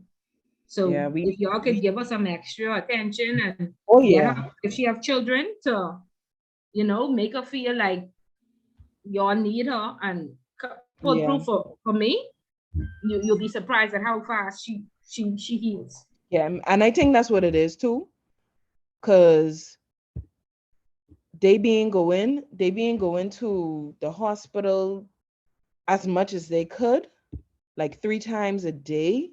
Oh, okay, that's a lot of support. That's a Yeah, lot. Yeah, yeah.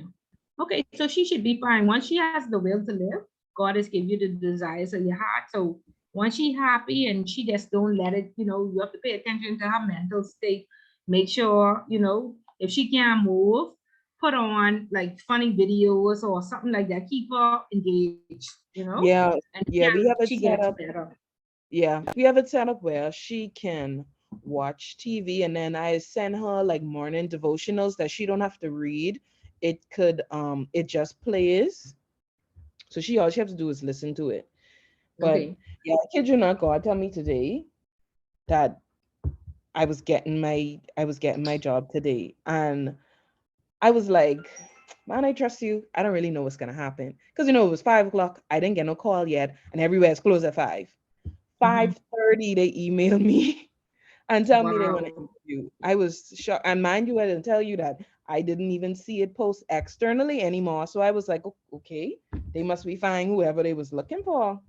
Right, right. Yeah, just wait on the Lord and be patient, and he don't disappoint. And when you write your vision, all the things that you want to accomplish, you put it Hmm. in your vision, and I can promise you, you will accomplish it. So make sure write your goals and you write your vision, and Okay. go in prayer and just ask God to help you speak clearly and speak it into existence. Thank you for the opportunity. Thank you that they will be impressed by me. I'll speak clearly. Hmm. Thank you that I get this job. And when I get there, I can deal, because there's another level of warfare you'll be going into. I get to handle it. And that will Boy, all be worth it. And yeah, yeah. It ain't goal. I can tell you that. So everywhere you go is a devil waiting to attack you. So you gotta yep, go in there with full armor. yep, yep, yep. Your full armor. So go and pray and you'll be fine. You should be fine. If it's for you, you'll get it. If I it ain't for promise. you, you'll be Mhm. right there comfortable where you are. Yep. Yeah. Okay. So don't let the nerves get the best of you. Pray away the anxiety. Yeah. Okay, and you should be fine. So don't overthink it. So you have a lot of information that you already speak like intelligently, and you already qualified on paper. You just need the experience on the banking side, and you'll be fine. Yeah. You'll Oh, be fine. speaking of the certificates, I see a couple people say they got their exams back yet. I was wondering if you get to the Freeport people on yet. From intro. Yeah. Yeah, all the grades in. I think I got 2 more papers out of Freeport today, but yours been in. So if Miss Dean hasn't, it was 27 people in that class. Right. So if she ain't sent out, and intermediate had a 20 class members as well. So that's 47 grades she have to send out. So she hasn't sent it to you. Hmm. Call her tomorrow and she'll email it to you right then. Okay then. Okay. Yeah. Hopefully it was good. Jesus, hopefully it was good. No use to worry what, worrying, you need to do it all. Just thank God for the opportunity. Thank God you will be successful. Yep. And that's how you have to think positively. I Yeah. listened to a thing, I forget what the guy name, but he said 97% of our thoughts are negative. And so you have to fight those voices in your head that make you Yeah. worry, that make you think that you're not enough, that so Yeah. Yeah. fight those. Now change that to 50-50, and you should be fine. But block out those negative voices. Because I Mm-hmm. tell people, like, sometimes I'll sit to this computer and I'll cry and I'll feel so sorry for myself. And I'll be like, girl, something wrong with you. You don't have a thing to worry about. Your bills are paid. You got to raise your children. Like, and I crying. I just have to like pinch myself and be like, what is wrong with you? So Well, please. but I've been there. Trust me, I've been there. Yeah, so fight them. Fight those demons that tell you that you're not worthy or you are not enough. And God will give you, like I said, keep in prayer and just wait on the Lord. He's never disappointed. You know the song, he's a man of his word. And your goodness keeps running after me. Play those things. Let them resonate. Yeah. When I start crying, I just put on my gospel because I say I have to be going crazy because I don't have nothing to cry about. Not a thing. Nothing. I'll be here crying, girl. Crying. So crazy. Fight that crazy person in your head and you'll do well and you'll be fine. Okay. All right. Okay. All right. Take care and let me know how it goes. Okay, of course. Thank you. All right. Have a good evening. Enjoy your night. Thank you. You too. Okay.